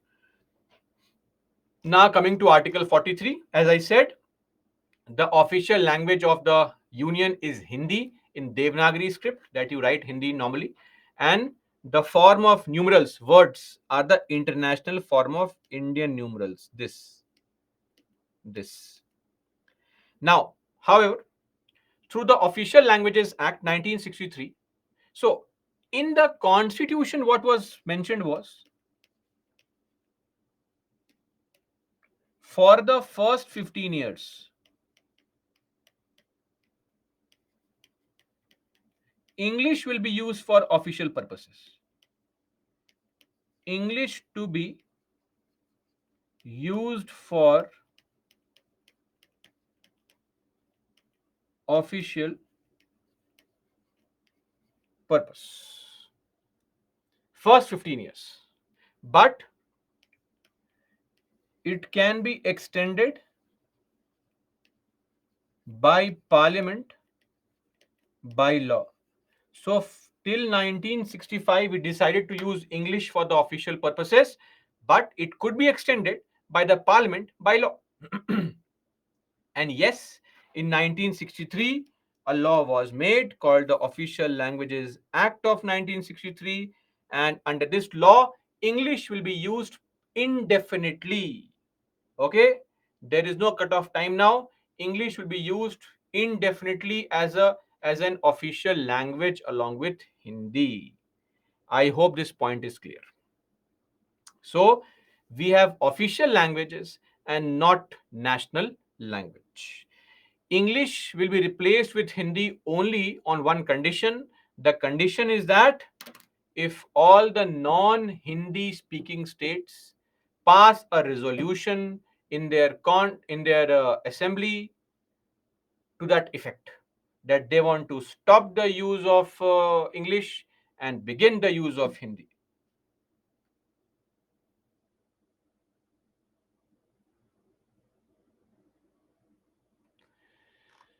Are we clear on this, everybody?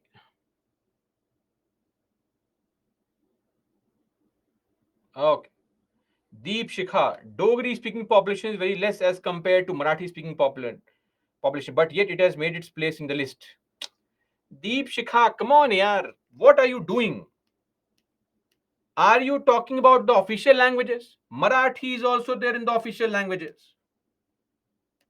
What is your concern? Don't be so angry. Can you see Marathi here? It is mentioned there.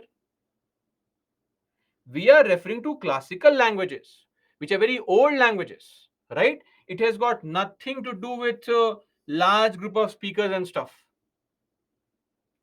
These are the criteria. Don't mix and match these two things. Languages under Schedule 8 are separate. Classical language is some basic information I thought I'll give to you. Don't make me regret it. That why did I even think of giving this information to you? What is so difficult understanding this? Classical language is something different. The official language is something different. Okay.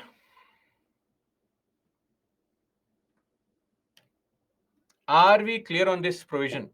Article 343. Oh, Vivek, of course, Vivek. You have to jump in. I was waiting for you only to ask me some very interesting thing.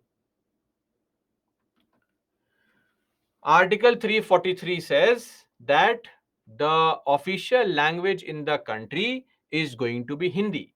But for the first 15 years, English will be used for all official purposes. However, in 1965, we had to switch to Hindi permanently. Even in states like Tamil Nadu, etc., Hindi was to be used at the central level. However, under the same article, it was said that the parliament can extend the use of English, for indefinite purpose, right? But the problem was that this required a law by the parliament. So parliament made a law, and in 1963 said that not 1965, but English will be used for all official purposes indefinitely. Indefinitely. Okay, that's it. So this is with respect to the use of English for all official purposes. Are we clear now?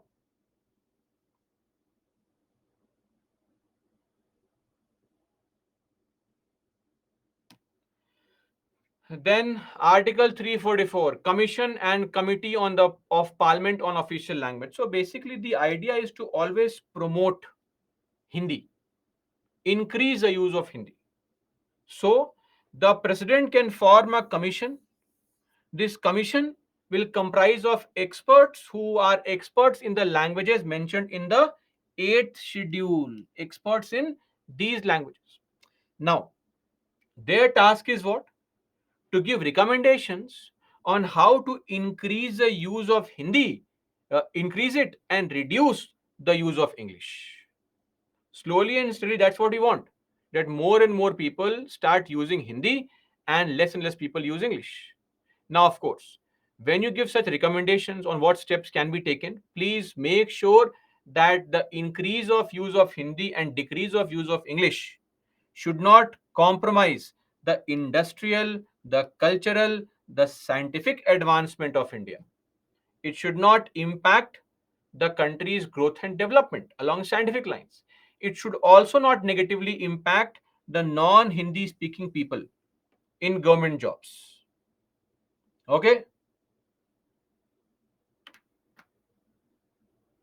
Clear on this, everybody? So, this is the task of the commission. When this commission gives a recommendation,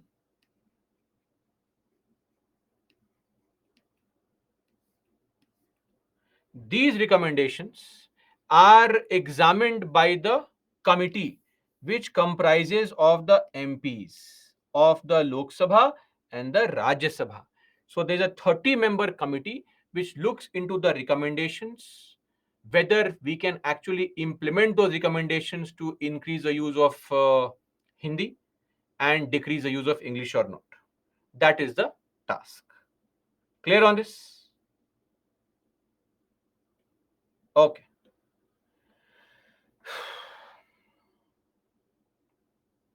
How many of you did not understand what is classical language? This is the first time I'm facing this very unique problem with 5 or 6 people constantly. Anything that is new is something beyond their comprehension, understanding only. Please tell me.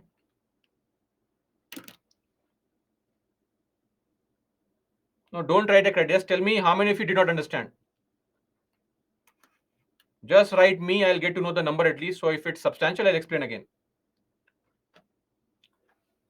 Just one person so far.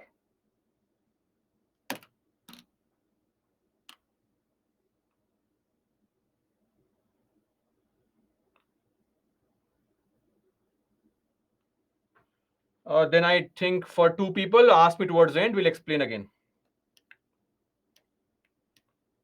Or watch the video again. We can't go back and explain for 1 or 2 people. Most of you are saying, yes, it's understood.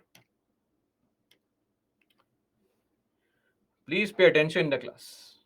Please. Don't do multiple things. It clearly shows that you are not fit to do multitasking. Now, official languages of a state. Last day, we want to end on a very nice, pleasant note, right? Motivational note. Official languages of a state. In any state, states in the country, Hindi is the official language. Now, if the state does not want Hindi, it has to pass a law to adopt any other language. So either Hindi or any other language must be adopted by the state.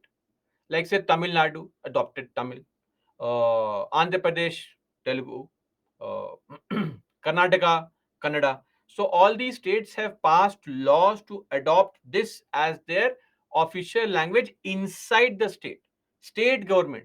So when you go to Tamil Nadu as an IAS officer, you have to work in the official language Tamil. Of course, English will also be there.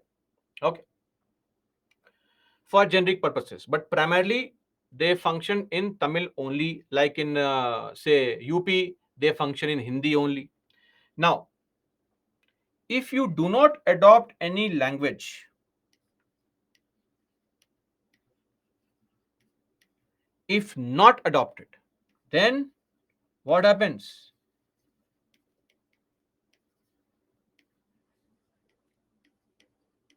English is the default official language.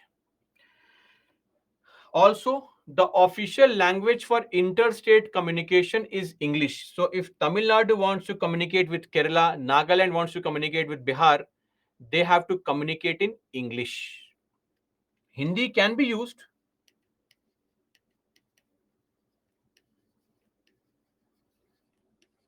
if states agree. Like say UP and Bihar, they have agreed that we will use Hindi for communication. So any communication between the UP government and Bihar government takes place in Hindi. Clear on this? Official language of the state. Then I think we know this. Do you remember this? That I had explained this, that if in one state there are some people who are speaking Korean language because they love the Korean rom-coms. Of course, you would not know. How would you know? The important element in our life is revision, which is not happening only. So you remember the Korean example, which was not the case to be remembered. What you had to remember was the content of the article, not the Korean example. Anyway, so let's say in one state, if a substantial proportion of population are speaking a different language, then if the president feels it fit, he's satisfied, and you approach the president, then the president can give a binding order to the center, to the state, to add that language also as an official language. Then 348. What is the language in Supreme Court, in High Courts, etc.? English will be used for all such official purposes. Every bill, every act, every ordinance, all such things in English, in the Supreme Court, etc. However, in your state, in your state's High Court, Hindi or the local official language can be used if the governor allows. A very good example would be Patna High Court. Patna High Court uses Hindi, Allahabad High Court Hindi, MP High Court Hindi, Rajasthan High Court Hindi. So all these high courts use Hindi. But let me clarify one thing here. Whatever language you are using, if there is any confusion with respect to any kind of meaning of a word, any judgment, any order, any bill, any law, any act, English translation is the final authoritative text, not your local language. Neither Hindi, nor Telugu, nor Kannada, nor Dogri, nor Bodo. Sorry, the English translation is the final official authoritative translation. The meaning of that word in English is what is held to be the correct meaning. I hope this point is clear. Okay. Then we have seen this article also, 350A. We saw this today also. 350A talks about what? The facilities for instruction in the mother tongue at primary stage. So, for the linguistic minority communities, we'll provide them instruction at the primary stage in their mother tongue, right? Then we have this post, Special Officer for Linguistic Minorities, also called CLM, the Commissioner for Linguistic Minorities. Same thing. It's a constitutional post mentioned under Article 350B, Special Officer for Linguistic Minorities. This person is appointed by the Indian president. Apart from it, nothing else is known to us. How are they appointed? What's the procedure? Removal, salary, qualification, nothing is known to us. Nothing is mentioned in the constitution. The government decides. Okay. One point is that the headquarter of this officer is in Delhi, not Allahabad. So in your books, they mention Allahabad, which is old information. The headquarter has been shifted to Delhi. So this is a paragraph which mentions the headquarter being in Delhi. Clear? And what are the functions they perform? Same generic functions. Ensuring that the rights of the speakers of minority languages are protected. They are given equal opportunities. They are included in the developmental process of the country. Then all the states, all the UTs, the central government, state governments, they ensure that whatever constitutional safeguard is there in the constitution, that should be implemented properly for the people who speak a distinct language and are in a minority, the linguistic minorities, right? So, even in our constitution, articles 29 and 30 talk about the minority rights, yes or no? The religious and the linguistic minorities. So, whatever is mentioned here must be safeguarded, must be protected by the center and the states. Clear? Lastly, as some of you may have, I think I saw one question also. I ignored it because I had to answer it later on. That why is the central government crazy about Hindi, calling Hindi the national language, etc. Though that is a wrong use of the word, but loosely used. But why does every central government get obsessed with Hindi? Because it is a constitutional mandate to talk about Hindi. Article 351, Directive for Development of the Hindi Language. It shall be the duty of the union to promote the spread of Hindi language. Hindi language has to be spread, meaning more people speak the language.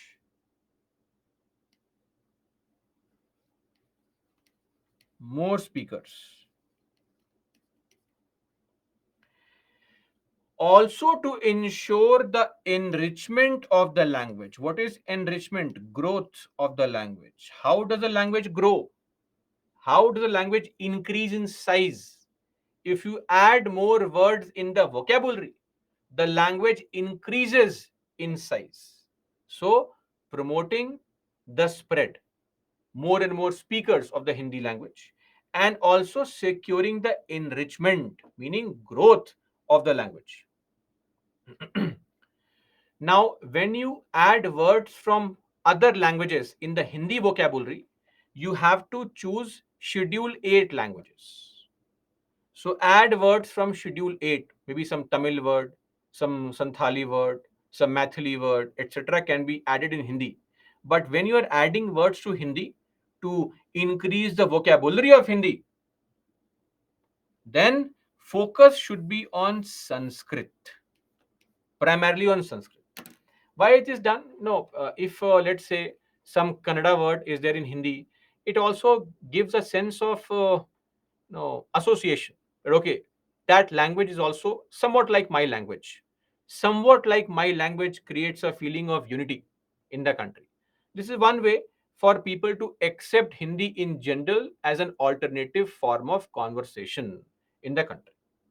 Okay, this is Article 351. Now I hope you understand why our center is so obsessed with promoting Hindi, because it is their duty to promote Hindi, a constitutional mandate to promote Hindi. Are we clear, everybody? No doubts. That's it. We are done with our discussion on the Indian Constitution. That is all. Now, towards the end, we'll discuss the preamble, the last topic.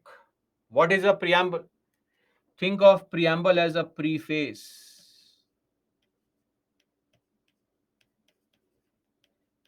an eye card of the Indian Constitution.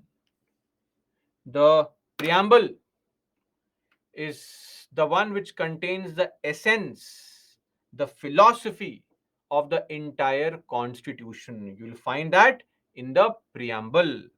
Clear? What we had thought for and dreamt for so long, in the words of A.K. Iyer, that's the preamble. Now, when it comes to preamble, preamble was the first ever part to be added in the Indian Constitution. But let me remind you, it was the last part to be passed. Why? Why was preamble approved towards the end? Preamble was approved towards the end because it is the essence. We firstly came up with a very basic idea that our constitution will contain these things. Later on, we made the entire constitution. And finally, we went back to check whether this preamble is actually the essence or not. And then we approved it. So the essence, the summary can only come up if you have made the entire constitution. That's when you can approve the summary also. Hence, the preamble was passed towards the end because it was an essence, the summary of the entire constitution. Clear? It was based on the objective resolution which was introduced and adopted, meaning this is what our constitution is going to look like in future. Now, what is the preamble? This is the original text of the preamble. Of course, it has 3 words missing. This is the current text of the preamble. We should mug up the preamble. As an informed citizen and also for the examination, you need to mug up the entire preamble. Okay. So, what is that? We, the people of India, having solemnly resolved to constitute India into a sovereign. Now, some words are in yellow and red here. So, these words have been added later on, okay, in 1976 with the 42nd Amendment Act. So, we, the people of India, having solemnly resolved to constitute India into a sovereign, socialist, secular, democratic republic, and to secure to all its citizens justice, social justice, economic justice, political justice.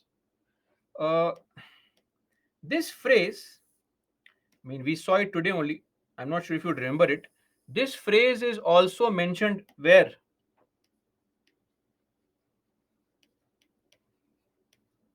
DPSP.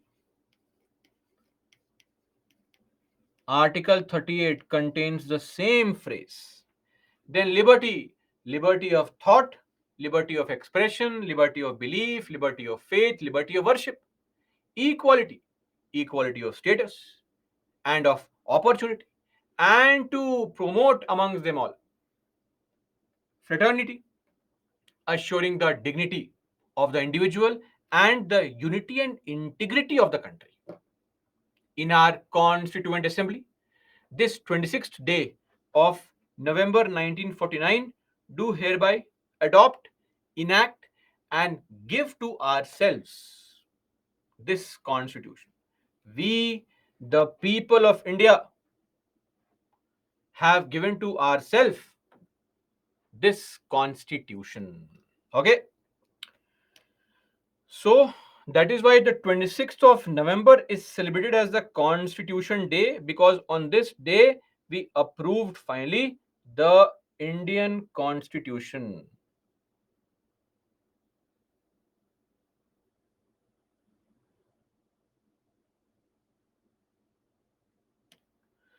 What's the purpose?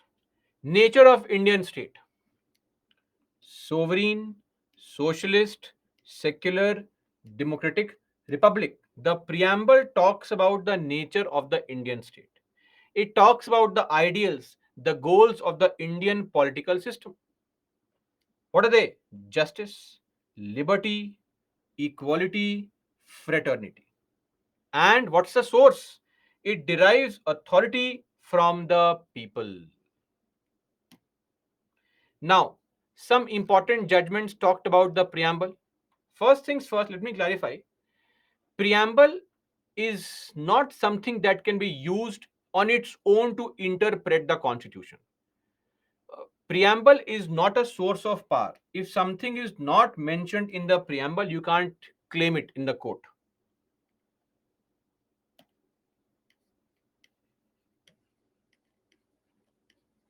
Not a source of power. Okay. So it is through the A.K. Gopalan judgment. So if you want to claim something, you have to claim it via the Constitution, not through preamble. That is why we say that the preamble and the other provisions of the Indian Constitution have to be read together for a comprehensive understanding. On its own, preamble is a very vague idea. Essence. How can you claim something in court with just the summary? Details are important. Now, is preamble a part of the Constitution? Yes. In the Keshwanand Bharati case,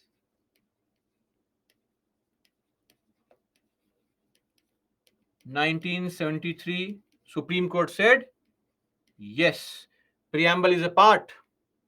In the LIC case, 1995, Supreme Court said, preamble is an integral part, meaning a part which cannot be removed, which cannot be taken away. Okay, then, is it amendable? Tell me, can we amend the preamble, yes or no? Yes, of course. We can amend the preamble. We just saw. How can you say no? Some of you are saying no. Did I not just tell you the words in red and yellow, the ones they are added later on with the 42nd Amendment Act 1976? So, preamble can be amended. Solve this question.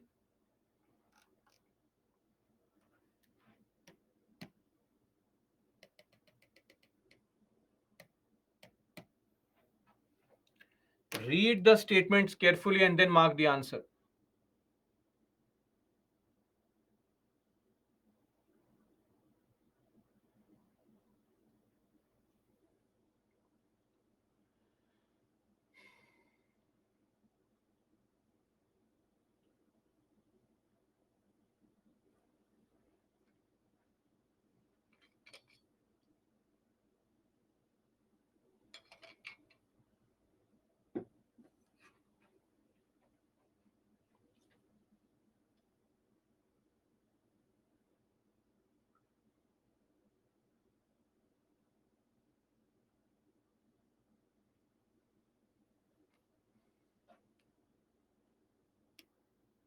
Preamble is a part, so this is wrong. Is a part and has same legal effect. I just explained that the preamble has no legal effect on its own. If the preamble says that there will be equality of opportunity, we cannot ensure that, right? If the preamble says that there should be equality with respect to, say, status, we cannot ensure that, right? So you cannot take the preamble to court and say equality of status is mentioned in the preamble. Come on, give me same status as Shah Rukh Khan. That is not possible. Did you understand this? Legal effect. It has no legal effect on its own. So this is also wrong. A part of the constitution but has no legal effect. Now this is correct actually as a statement. But a better statement would be D. Preamble is a part but has no legal effect on its own. Preamble depends on other parts of the constitution for comprehensive interpretation of the constitution.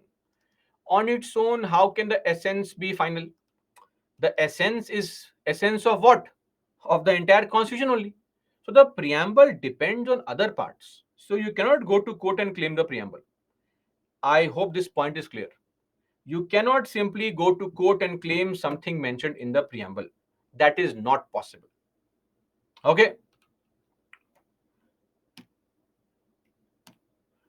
Then, just to summarize the important points, preamble defines the objectives. Preamble is an integral part. Preamble is not a source of power. Preamble contains basic structure, and preamble is amendable. All these important points to summarize the preamble.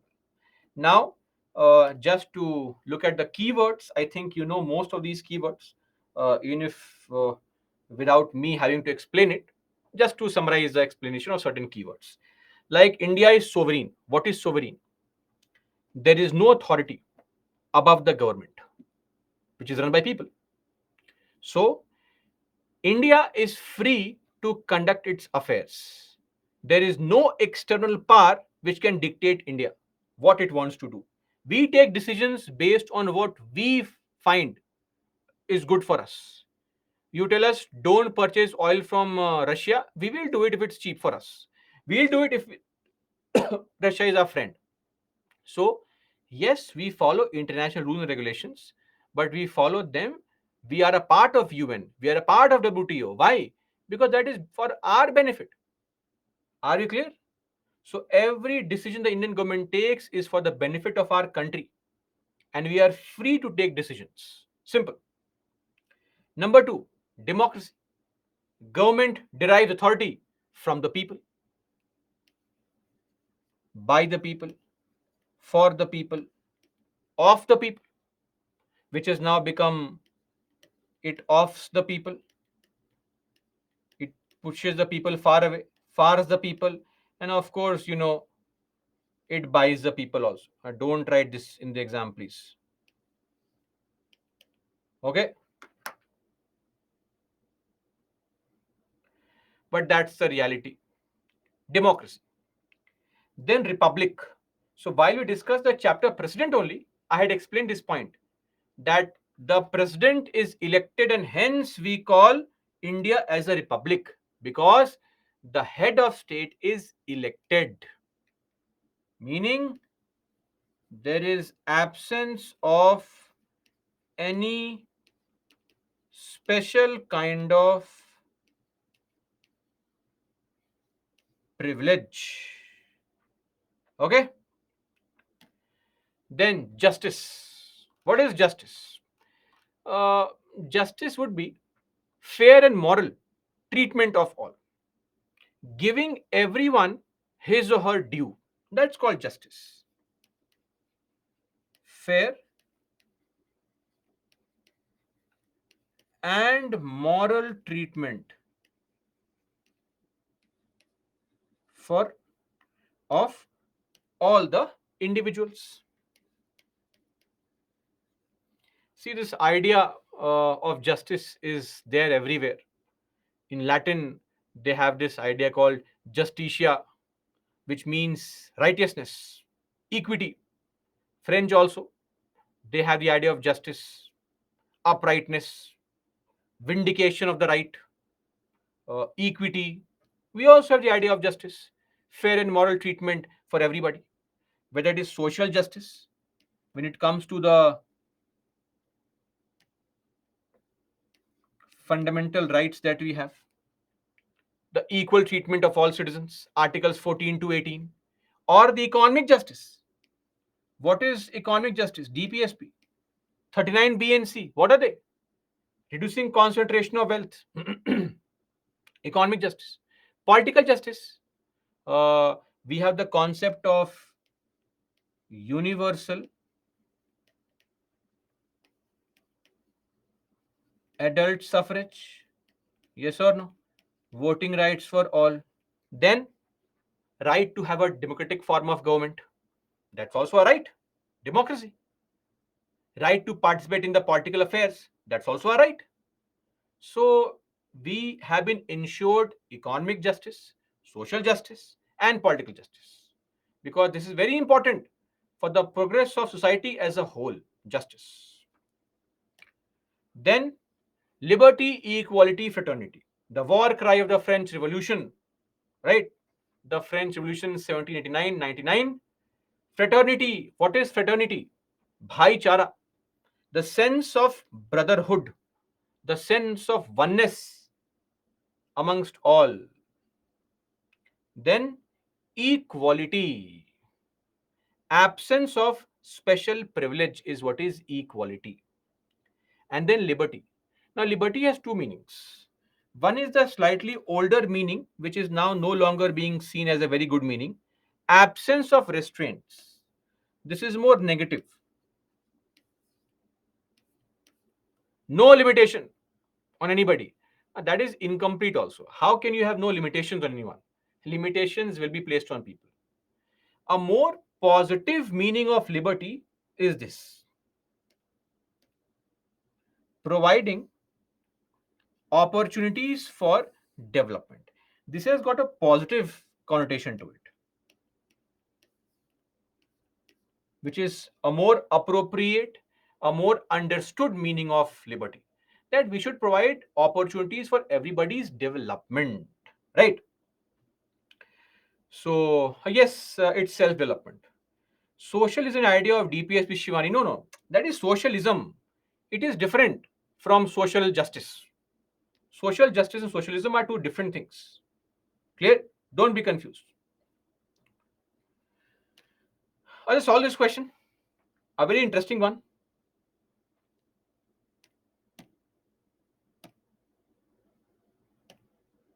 I hope you would remember the words I had explained.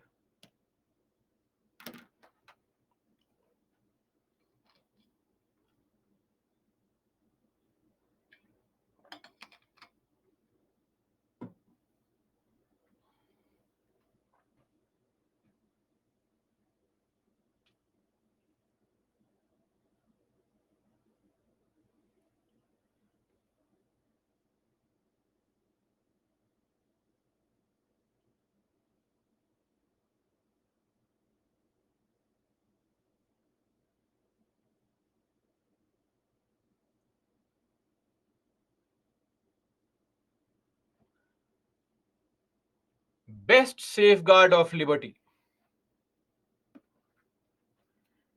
How dare you mark A as the answer? No revisions happening whatsoever. Disappointing. Committed judiciary. Please tell me, committed judiciary was a positive concept or negative concept? Tell me. Have we ever seen this word before? Those who marked the answer? No idea? Committed judiciary, we saw this word under the ADM Jabalpur case when I said that the judiciary which is upholding the policies of the government. If the government's policy is dictatorial and wrong, and judiciary says no, we are in support of the government's policy, how are you ensuring liberty? Centralization of power, of course, is wrong. Now, some of you marked elected government. Elected government may not be the best safeguard for liberty. Tell me, Indira Gandhi's government 1971 to 76, elected government, yes or no? Yes or no? Elected government. Then tell me, if you are saying yes, elected government, was it safeguarding people's liberty or violating it? Safeguarding or violating? Violating, right? So, despite an elected government, there can still be a possibility of your liberty being violated. Dictatorial kind of government. I won't make a statement about the current government right now because I have my life also. Uselessly, UPA, sedition, dangerous laws are there in the country. So, why to make any kind of statement? You can decide for best, right? I have to take other batches also. I don't want to, disrupt my schedule. Now, the amongst all these, separation of powers can ensure best safeguard for liberty. What is separation of power? It is basically ensuring checks and balances, which is the right answer. Okay?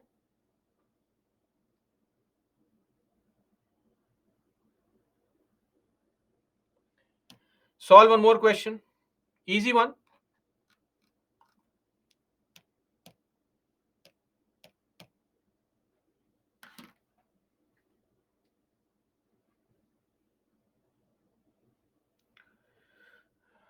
Vivek. Oh, this is a more logical question, Vivek. Is the present opposition firm enough? I won't say firm enough. The problem with the present opposition is that their only target is to defeat a person and individual. They have no alternative model of governance.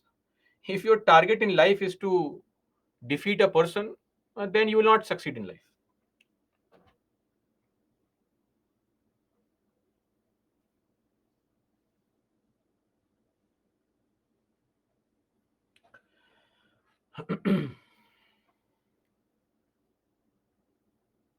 Okay, D is absolutely correct. See, these two are wrong.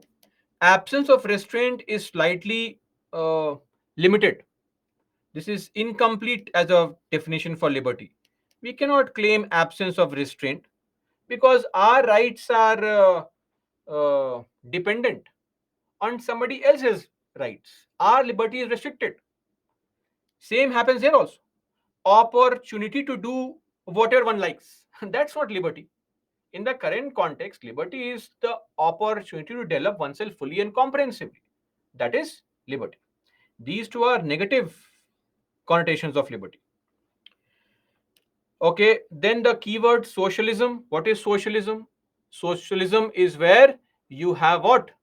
The resources or the means of production are controlled by the state. Socialism. Remember the means of production, economics.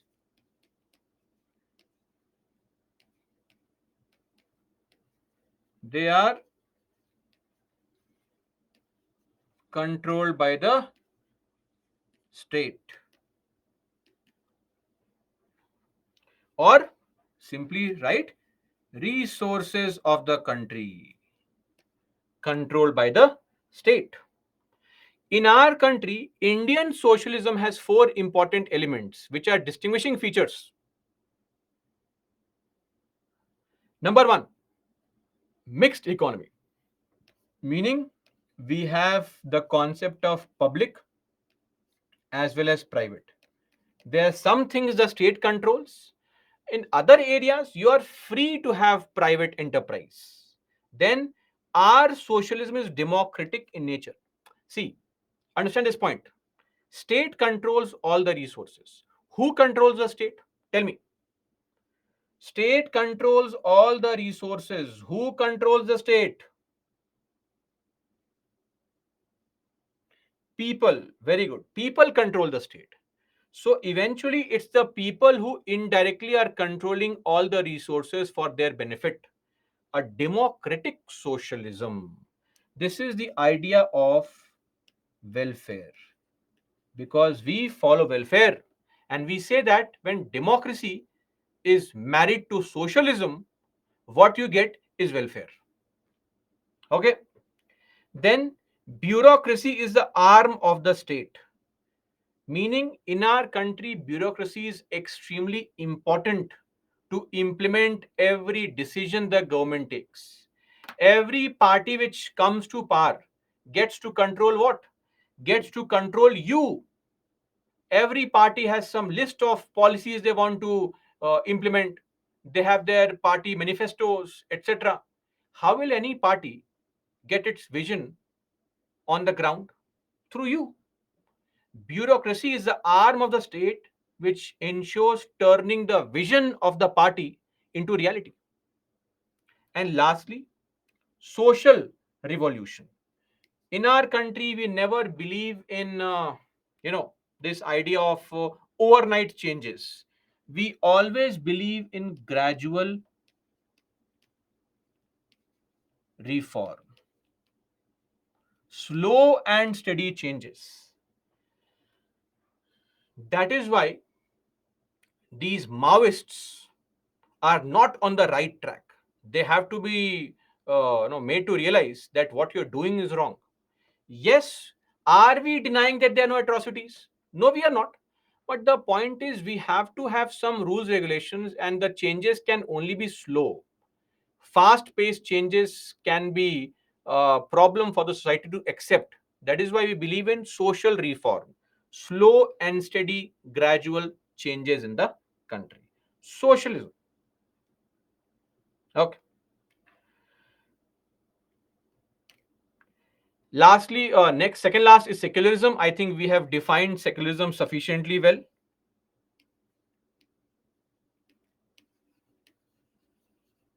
Principled intervention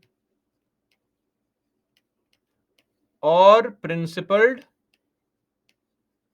distance. This is what is Indian secularism. Now, these words socialism and secularism were added later on. Why? So, socialism was added by Indira Gandhi to showcase that she was working for the poor people, welfare, Garibi Hatao. This was just for the namesake. India was already a welfare country. Secularism was added for a specific purpose. So what happened was, during the emergency period, there was an order from the government on forced vasectomies. Vasectomies were being conducted to control population. Some rumor spread. A rumor spread that this control of population is to target the Muslims. And Indira Gandhi, to pacify this rumor, had to add this concept of secularism, saying that, see, our country is secular. Any policy and program is not to target any community, it is meant for everybody. Right? So, this was with respect to the concept of secularism being added. And I am not saying all these things. Subhash Kashyap has said all these things. You please blame him. Clear? Don't come after me. And as far as the third word, that is integrity, is added, this was added again because she wanted to claim that, all this foreign hand is there to topple me, to prevent me from providing governance, right? So in our country, we always blame Pakistan, right? There's this शेर that सरहदों पे बहुत तनाव है क्या, जरा देखो देश में चुनाव है क्या. Meaning, there seems to be a lot of trouble at the border. Maybe there's elections somewhere in the country, right? So this is again how things are, not just for India, for most countries, right? Okay, so integrity is putting an end to separatist tendencies. All these people who want to part ways from India, we'll have to say extremely sorry. This is not something that you can do. India is a union of states which is not going to ever what balkanize or break into smaller parts. There is no failure for India. India is too big to fail. Indestructible country. Please mark an answer for this question. Easy question, 30 seconds should be sufficient. We are referring to 1950, so please mark accordingly.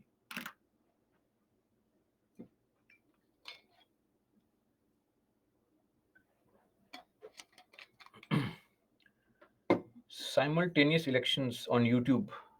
Maybe I don't remember that. Possible. Yes, Arjun, that's actually correct. South Korea, typical example. Most countries do this drama. When there's election, they'll have some other issue.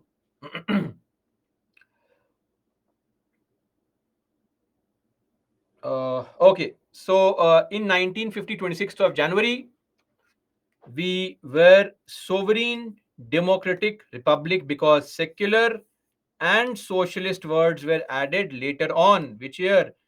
42nd Amendment Act 1976.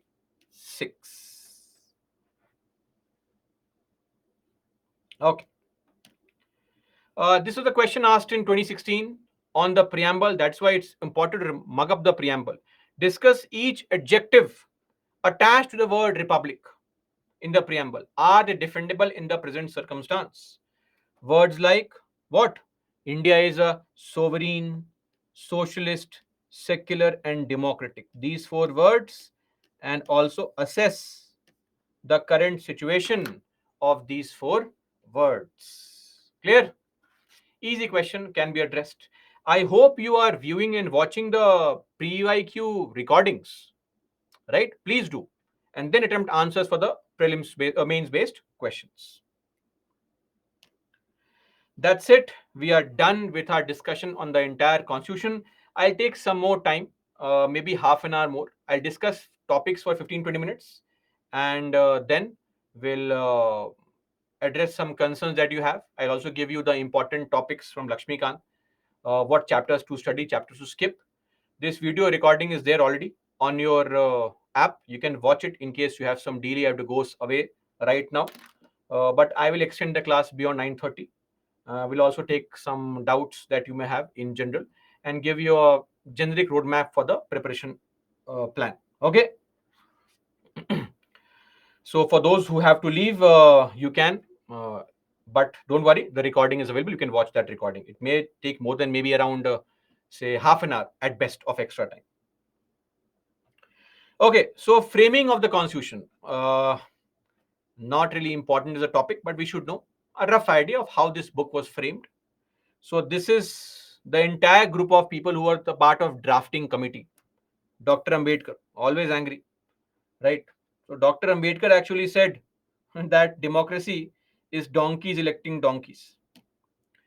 Now, just to remind you, this is what India looked like till 1947. Small error is this. Please ignore it.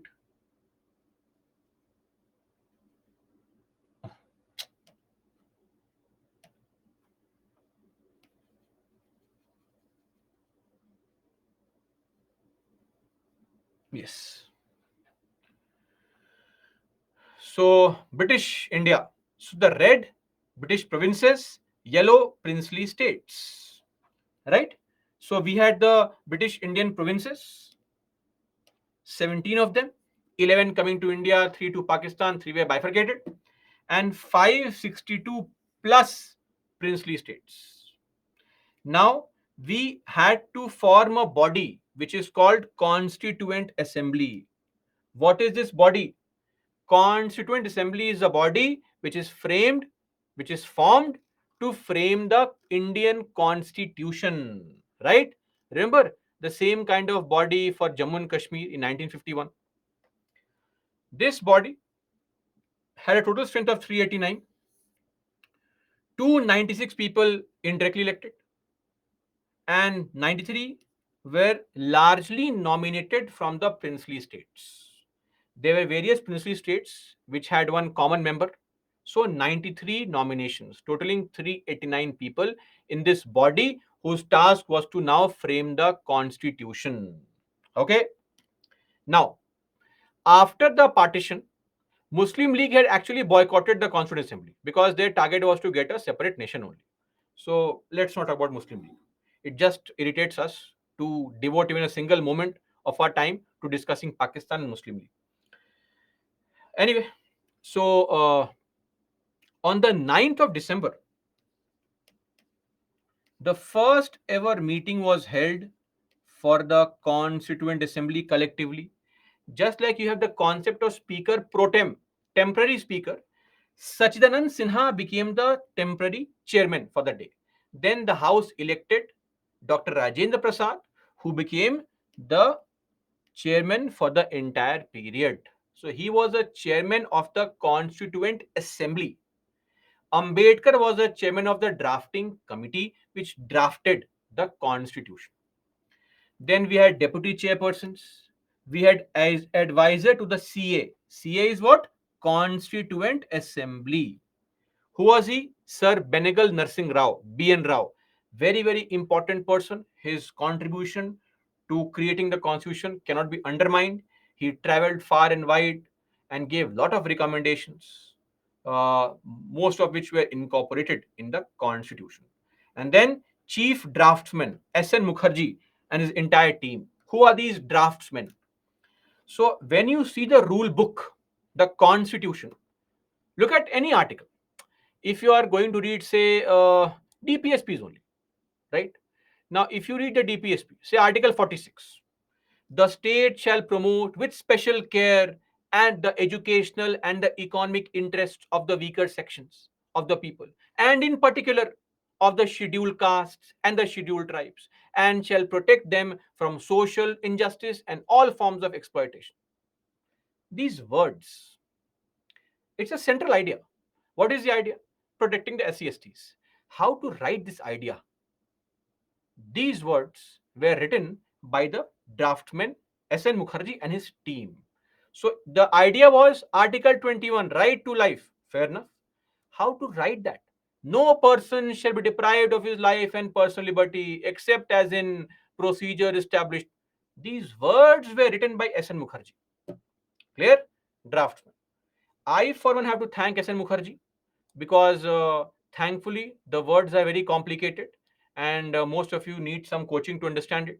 And because they are complicated, I get a job to teach you. So, extremely thankful to the draftsmen and the drafting committee to make it very complicated. Great. Anyway, so now on a serious note, post partition, what happened?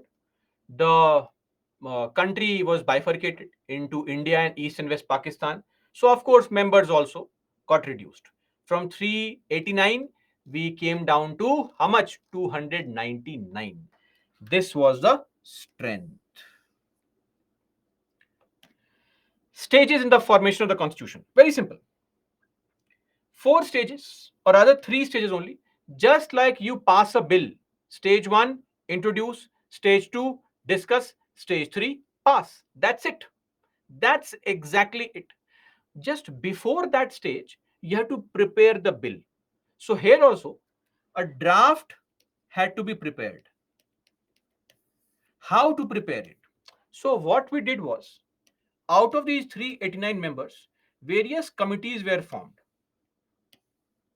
These are all committees. These committees were formed, more than 20 committees were formed on various topics. These committees were asked, please prepare some report. Committee on Fundamental Rights, Committee on Judiciary, Committee on Election Commission of India. So these committees prepared their own suggestion on how the constitutional provisions for those topics should look like.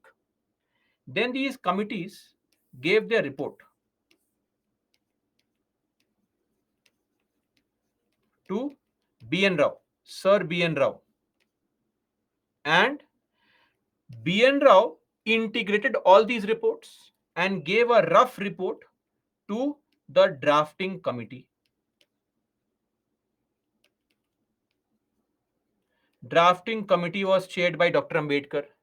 He then prepared, looked into all the reports, took out the best points, and then prepared the first draft, or we can call the bill of the constitution. This draft was tabled in the assembly. First reading is what? Introduction. Okay. So drafting committee published the draft constitution. Then the second reading took place, clause by clause discussion of the draft, and finally, assembly finished the discussion and voted, approving it on the 26th of November 1949. This is how the rule book was framed. Just 2 points. Some of the committees, I just mentioned some committees here. These committees, some of these committees are important. There were some committees, 7 of them, which were chaired by important people. Like Nehru chaired these 3 committees. So we should remember the names of these committees chaired by Nehru. It is possible that in the prelims they may ask you a question. Possible. Sardar Patel chaired these 2 committees. Dr. Prasad chaired these 2 committees. So we should remember the names of the committees which were chaired by these 3 people. And this was a drafting committee members of the drafting committee chaired by Dr. Ambedkar. Okay, that's it. And we adopted the Indian Constitution on this date. Some articles came into force on this date, but the Constitution actually commenced on this date. So this is the date of commencement of the Indian Constitution. Enacting it on the 26th of November, beginning it on the 26th of January 1950. Clear? That's it. Solve this question. Came this year only.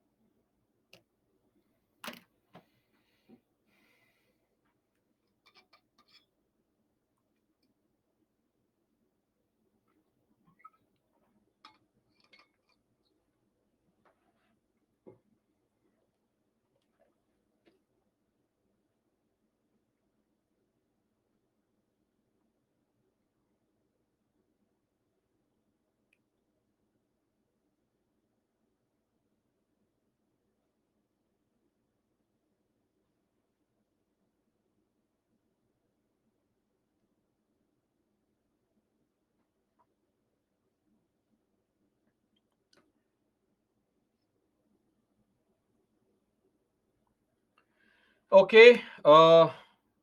See, the first statement is right. The Constitution Day is celebrated on the 26th of November is correct. On the 26th of November, the Constituent Assembly of India set up a drafting committee. Really? The drafting committee gave its final report, and also it was approved, and also it was adopted and enacted on this date. How can this date be the date of setting up of the drafting committee? This is a date where the entire constitution was actually adopted and enacted. So 2 is wrong. 1 is right, 2 is wrong. C is the right answer. Okay, that's it. Now, to summarize the salient features of our constitution. So far, we were yet to see a comprehensive definition of the Indian Constitution. This is the definition of constitution. A fundamental law of the land. Very nice, very good. That is meant for beginners. You are legends. You will remember this definition.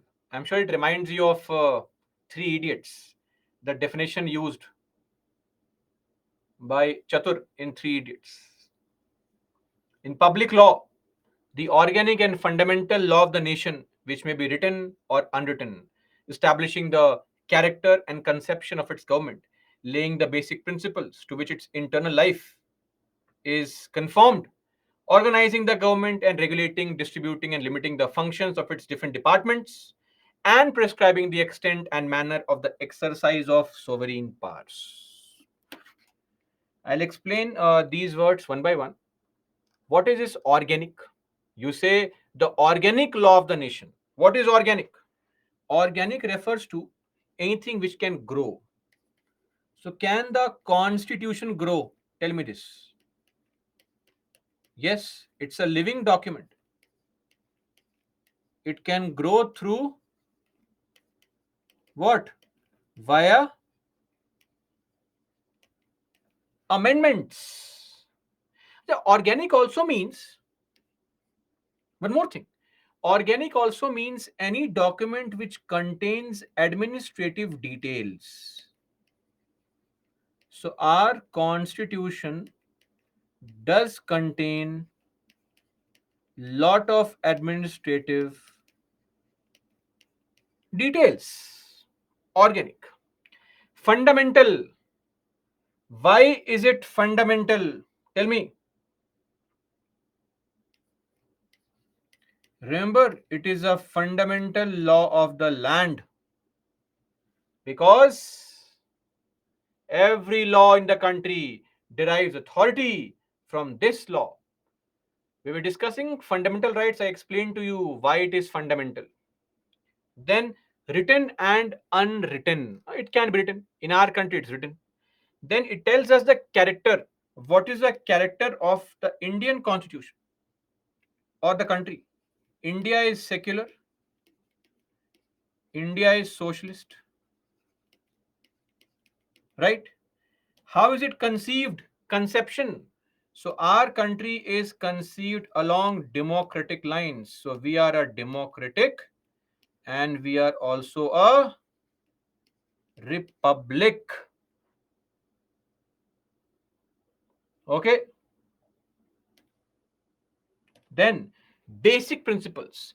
What are those basic principles to which our internal life is conformed to? DPSPs. Then organizing the government. How is the government organized in our country? Government is organized as a parliamentary form. Then we also focus on regulations. What is the regulation here? Checks and balances, the separation of power, distributing the functions. Can I mention Schedule 7? Function distribution, right? Limiting the power. How are the powers limited? Fundamental rights limit the powers of the government, and the extent and manner. This is what is the reference to sovereignty.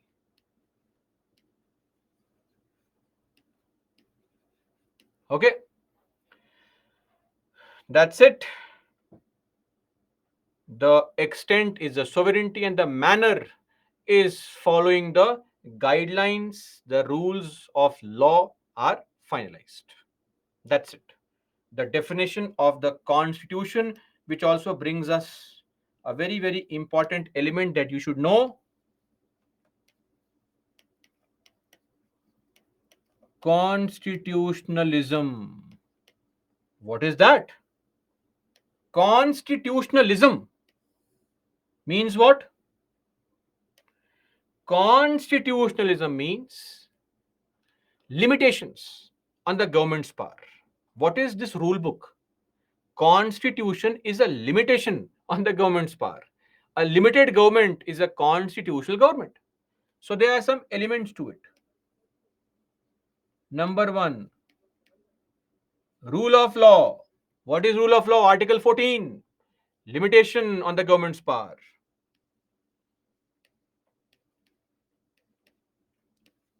Separation of powers. Yes or no? Separation of powers ensures checks and balances, places limitations on the government's power. Then, one more check is temporary government. So, we have something called periodic elections. Hence, The governments are temporary in nature, periodic elections every 5 years. And lastly, of course, something which may not be there in the country, free press. You may feel so. I'm not making any comment on the press.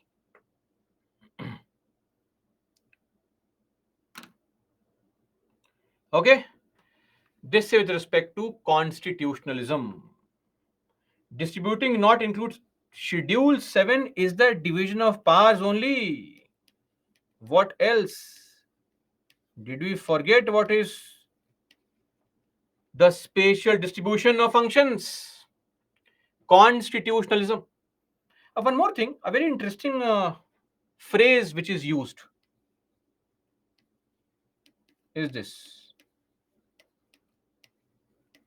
constitutional morality. Somebody says, do we really have free press? Now, that's why I said it's for you to decide. I will not make any comment. I have batches scheduled. I can't go to jail and all. Please. Sorry. Last day. So what? Last day does not make me go to jail and all. Sorry. Very good press, very good government. Don't force me to say anything negative today. Constitutional morality. See, Ambedkar believed in this, that India has been a land of kings and queens, authoritative government, dictatorial government. We have never had a government per se. So we always depended on the benevolence of the kings. If the kings were nice people, good people, we would enjoy some rights. If kings were not nice and good, we would not enjoy rights. Simple. That is why there are a lot of essential values of our constitutional which need to be inculcated. That is called constitutional morality. It refers to operationalizing the essential values of the constitution.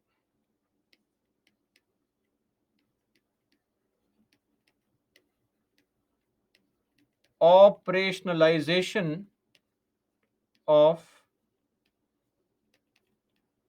essential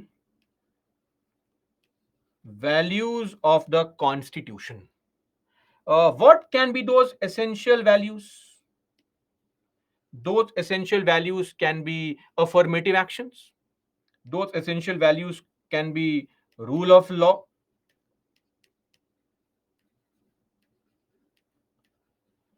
They can be preserving the freedom, democratic freedom. They can be promoting diversity. They can be social inclusion. So many things. This is what is referred to constitutional morality. Yes, other things also: equality, egalitarianism, affirmative action, social inclusion, protection of diversity, all such things. So, when you inculcate the common good that the constitution exists for, is what is called the constitutional morality. Okay. Uh, Solve this question came this year only.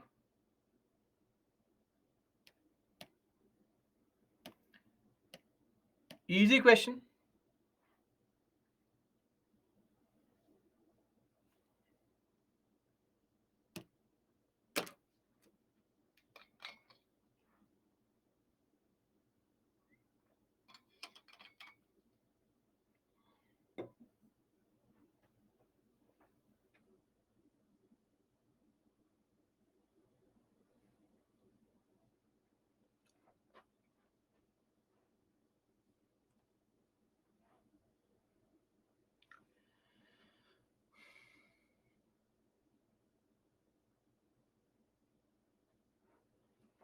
Constitution of a country, it defines and limits the powers of the government. Always remember, this is what is a chief purpose of the constitution. Other things are important, but the primary goal is placing limitations, defining the boundaries of power for every organ. Right? C is the right answer. And last question from PYQs for polity. Let's hope to get maximum correct answers.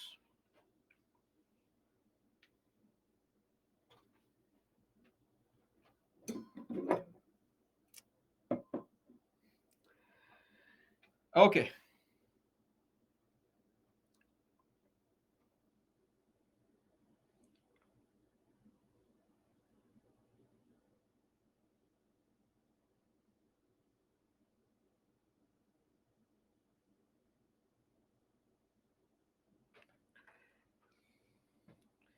A constitutional government is a limited government, limited by the terms of the constitution. It need not be federal. There are countries with a constitution, France, but unitary. So, why should federalism be a mandatory feature of a constitutional government? Countries can be unitary, can be federal. These two are, of course, incorrect. D being the right answer. That's it. We are done. Now, the salient feature, something you already know, all these things, right? So, that is why we say that it's very important to understand the constitution, before which we cannot make an assessment of the salient features. So it's the lengthiest written constitution amongst all the countries. The Indian constitution has more than 1.2 lakh words. US constitution has 7,500 words, less than 2 GS papers. Indian constitution lengthiest. And again, I am thankful, the more lengthy, the more work I have, right? Okay. It's also very flexible, more flexible than rigid, because large portions of it can be modified by a simple majority. Center state relations. Remember, unitary features, I had explained the diagram. It guarantees social, economic, and political justice. It's a federal system with a unitary bias. It's a parliamentary system with a republic. We have justiciable rights, which you call fundamental rights, non justiciable rights, which you call DPSP, Directive Principles of State Policy. Then it has emergency provisions, it has a secular polity. What is polity? Form of government. Then we have universal adult franchise, voting rights for all adults. We have integrated and independent judiciary. We have a three-tier government, the center, the states, and the local self-government. And the constitution is a central force. The supremacy is of the constitution. Who is supreme? Parliament or judiciary? Constitution is supreme, because both the parliament and judiciary are doing the exact same thing, trying to enforce the constitution in their own way. And lastly, yes, we have borrowed from various sources. These are the sources from where we have borrowed. I would advise you to mug up all these things. A question in prelims can be asked. Clear? Please. So don't ask me, should I mug up? Yes, you should mug up. If a question is asked and you fail to answer, that could be detrimental to your selection also. So all these countries from where we have borrowed all these topics, it is, you know, all the topics. You just have to know from which country we have borrowed which topic. Like this is Germany. Don't be confused.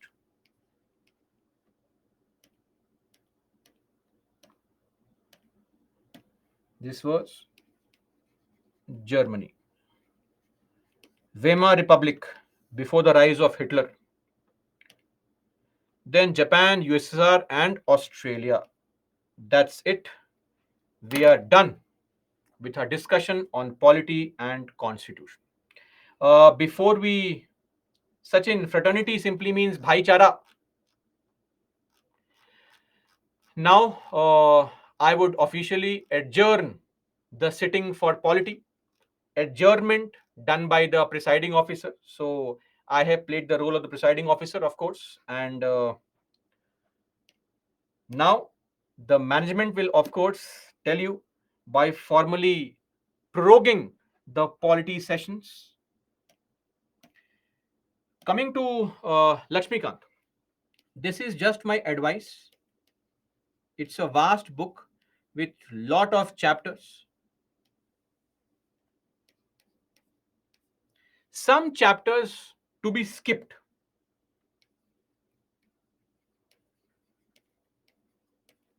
Chapters to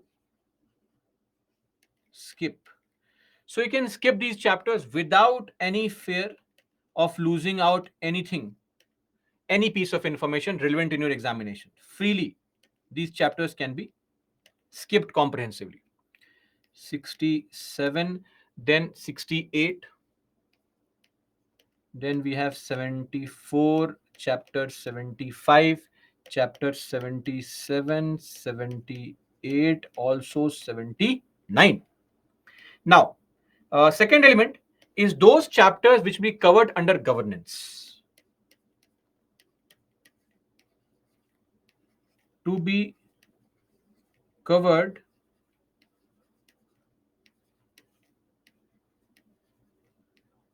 under governance. What are those chapters? So, chapter 43, chapter 44, chapter 51, then chapters 56, 57, 50. Let's do one thing, 56 to 61, right, like this. Then chapter 69 and chapter 70.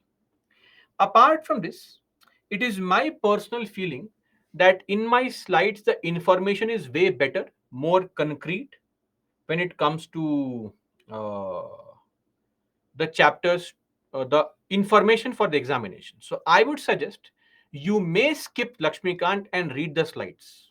May.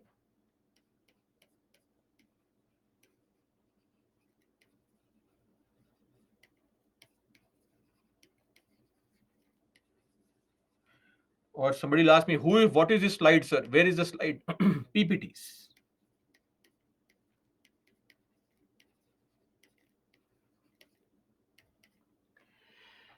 Chapter 2, of course, chapters 5 to 11, chapter 26, Supreme Court, of course. Then chapter 31, chapter 32, all the chapters till 42, skip it. Chapter 47 to chapter 50, chapter 62, chapter 63,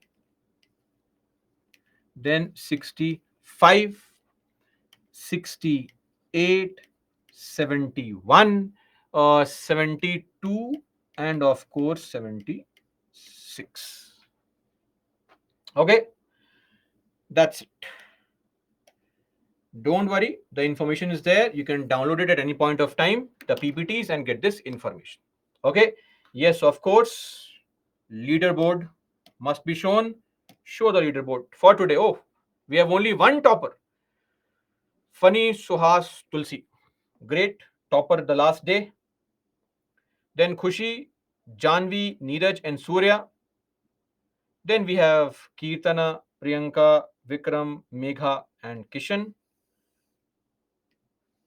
Then we have Pragya, Himanshu, Sumant, Shamil, Nikki, Rishabh, Sana, and then others continue. Sri Lakshmi, Sudharvidi, Lucky, Raghav, etc. Great. Uh,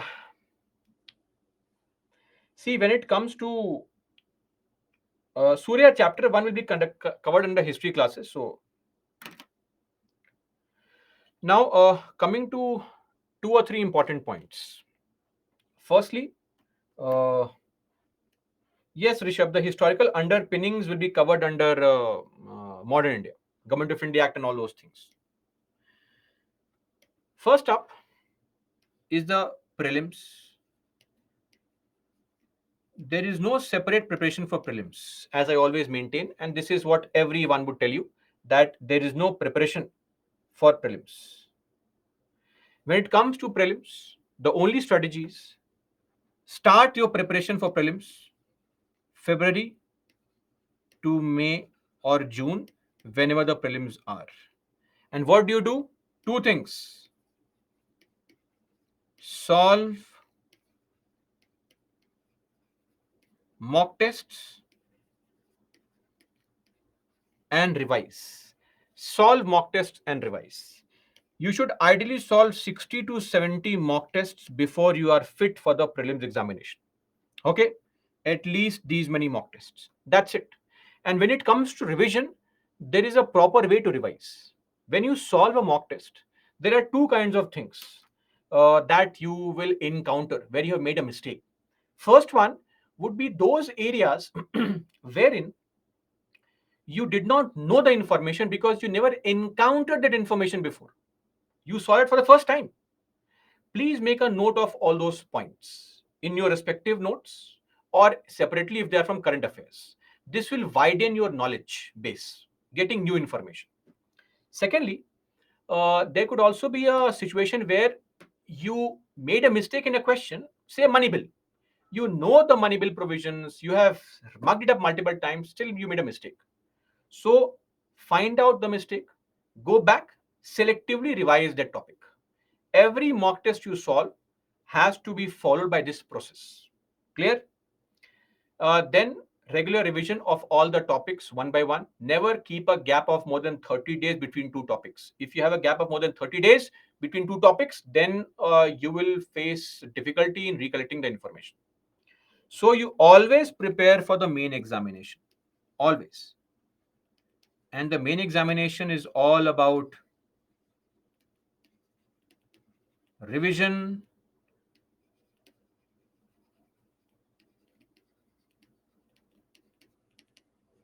answer writing, and of course, let's not forget collecting information. So focus on the mains preparation. That is where you have to clear the examination. And when it comes to your optional, see, you can decide on what optional to choose. But my advice is every person who wants to have a very genuine chance of clearing the examination. Let's say you want to take up the exam in 2024 and you want to genuinely be an aspirant who can clear the examination. It is advisable to clear your optionals, finish it before December of 2023. If you are taking the exam in 25, before December 2024. It is very, very important because after the prelims you will not be able to get the sufficient time to study a subject from scratch, right? And if you don't get good marks in options, you will end up where you'll end up maybe in a very low rank of 700, 800. What's the point? What is the point? Yes, when I say finish, I mean to say read, attend a coaching, revise, solve the PYQs at least. One revision is mandatory. Then coming to revision. How to revise? I simply said revise. How to revise? What should be a standard provision is right now, say from Monday onwards, because Saturday, Sunday will revise polity, what to start this week. Monday onwards, you will take a new subject, study that subject every day. Don't make a mistake of leaving that subject. And revise polity which was taught previously. Continue this. Once polity vision is over, start the previously taught topic. Revise that. Same goes for the next subject. After the third subject starts, revise the second subject. So you can carry two subjects together always.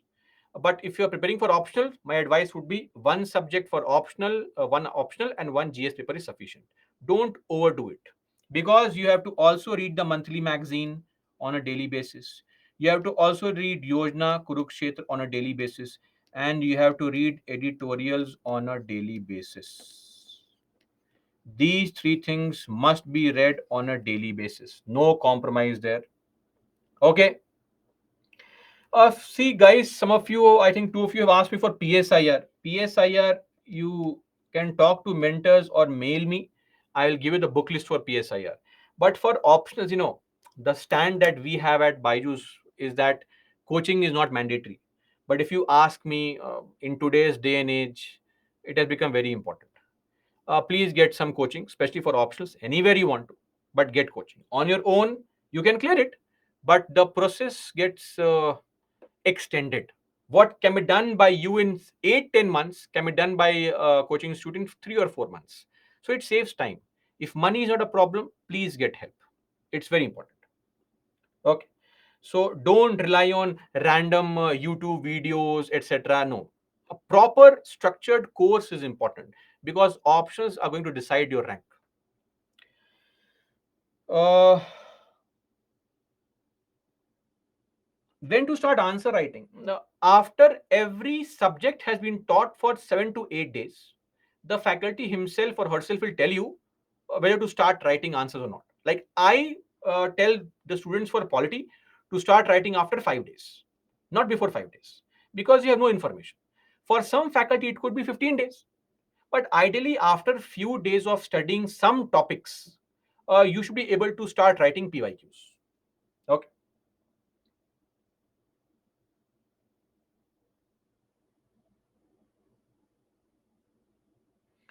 Easy optional subject. There is nothing called easy optional subject. Sorry.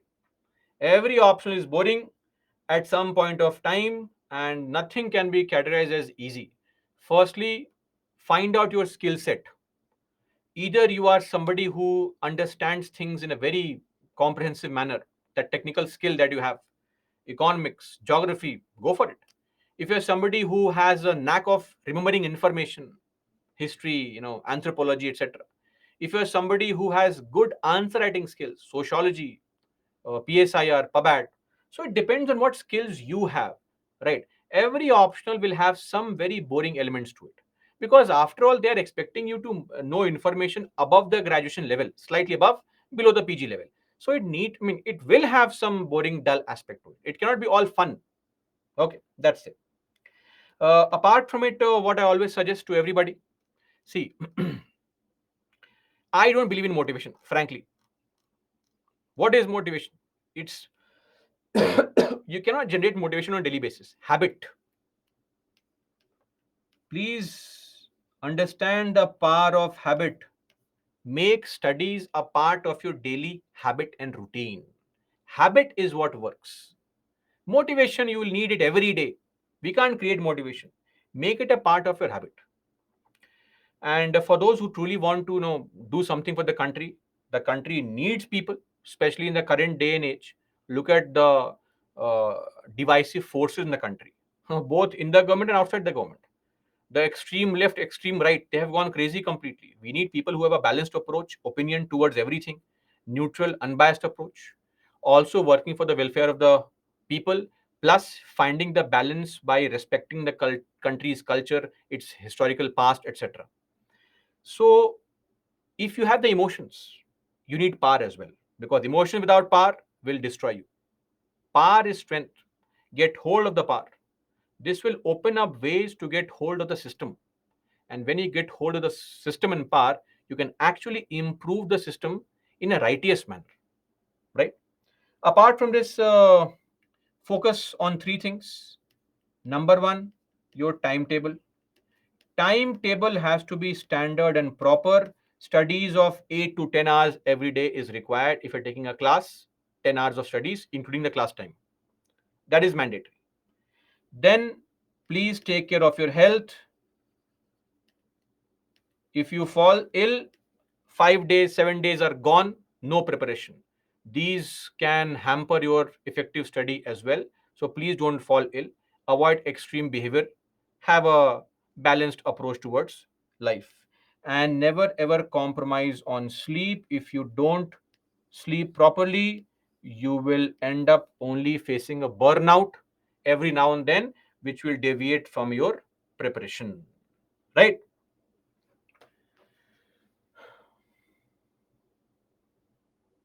Ashwarya, I just mentioned chapters to skip and to be covered from Lakshmikant.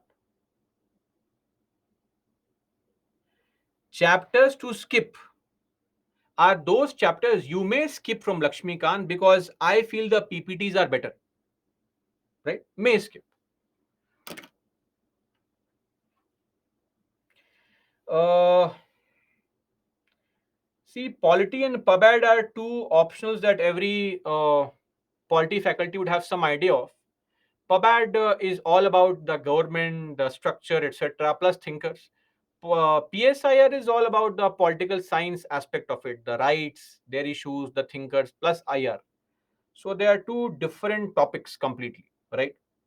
It all depends. 6 to 7 hours of sleep is sufficient. 6 to 7 hours of sleep is sufficient on a regular basis. Simran, that can be done.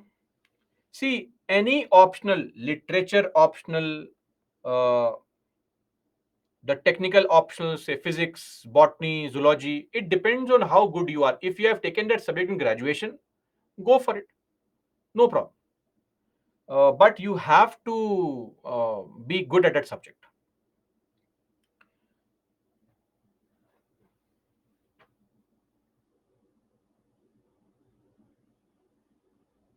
Kishan, it's largely practice. You will get a hang of what is the essence of the question, and then that can be solved accordingly.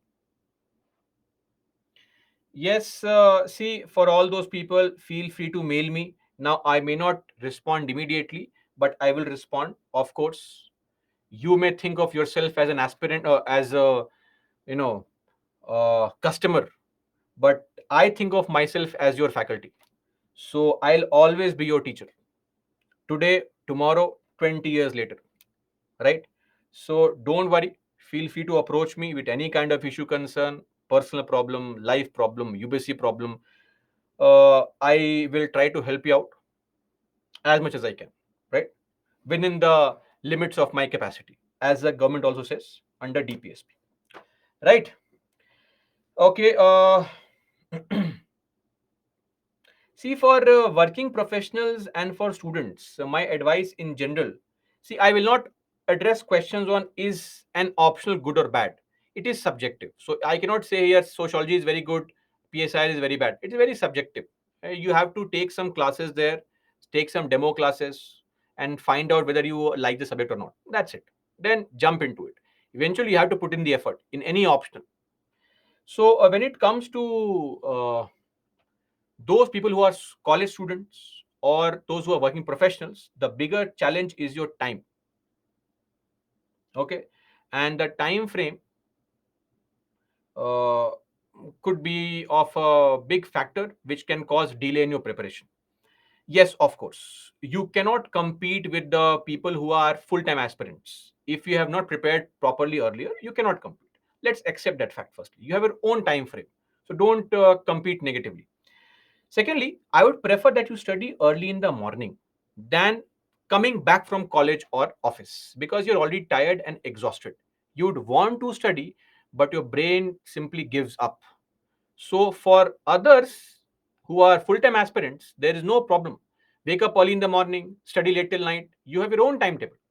There is no law which says that waking up early in the morning is best suited to mug up information. Seriously, it is just a myth. It depends on you. You have your own body clock. But for working professionals and college students, please wake up early in the morning and study as much as you can before you leave for office. That is when your mind works. You are slightly more fresh and less exhausted. Uh, Monica, yes, of course, go for it. Uh, See, one more thing. In general, if you are trying to get some master's degree from somewhere, I request you, all of you, if money is not a concern and there's no family pressure, because I do not know what you are going through in your life. If family pressure is not there and there is no money issue, please devote at least 1 to 2 years fully into preparation, full devotion to preparation. Forget any future, any backup plans. No, at least 2 years are required, one for preparation, one for the examination. So once you have devoted that much time, then you have actually reached the level. Then you can even take up a job, etc., and prepare side by side. But 2 years of minimum full devotion is required to clear the examination. Okay, I believe that is all as far as your issues are concerned. In case you have any issue or concern, feel free to mail me, and your experts will keep on addressing your concerns. My email ID, the experts will mention the email ID. It's anubhav.saransh@byju's. And yes, I always, end our discussion with this situation that, uh, this exam requires just discipline and perseverance, optimism, right? Surround yourself with like minded people, visualize that UPSC can be cleared, and frankly, put in the effort, because it is very important to put in the effort, because some aspirant in some corner of this country is currently working really hard, giving all that he or she has got. And when the time comes, it's of course right that the one who's put in more effort should win. You'd also want the same. So just put in the hard work and discipline. That's it, right?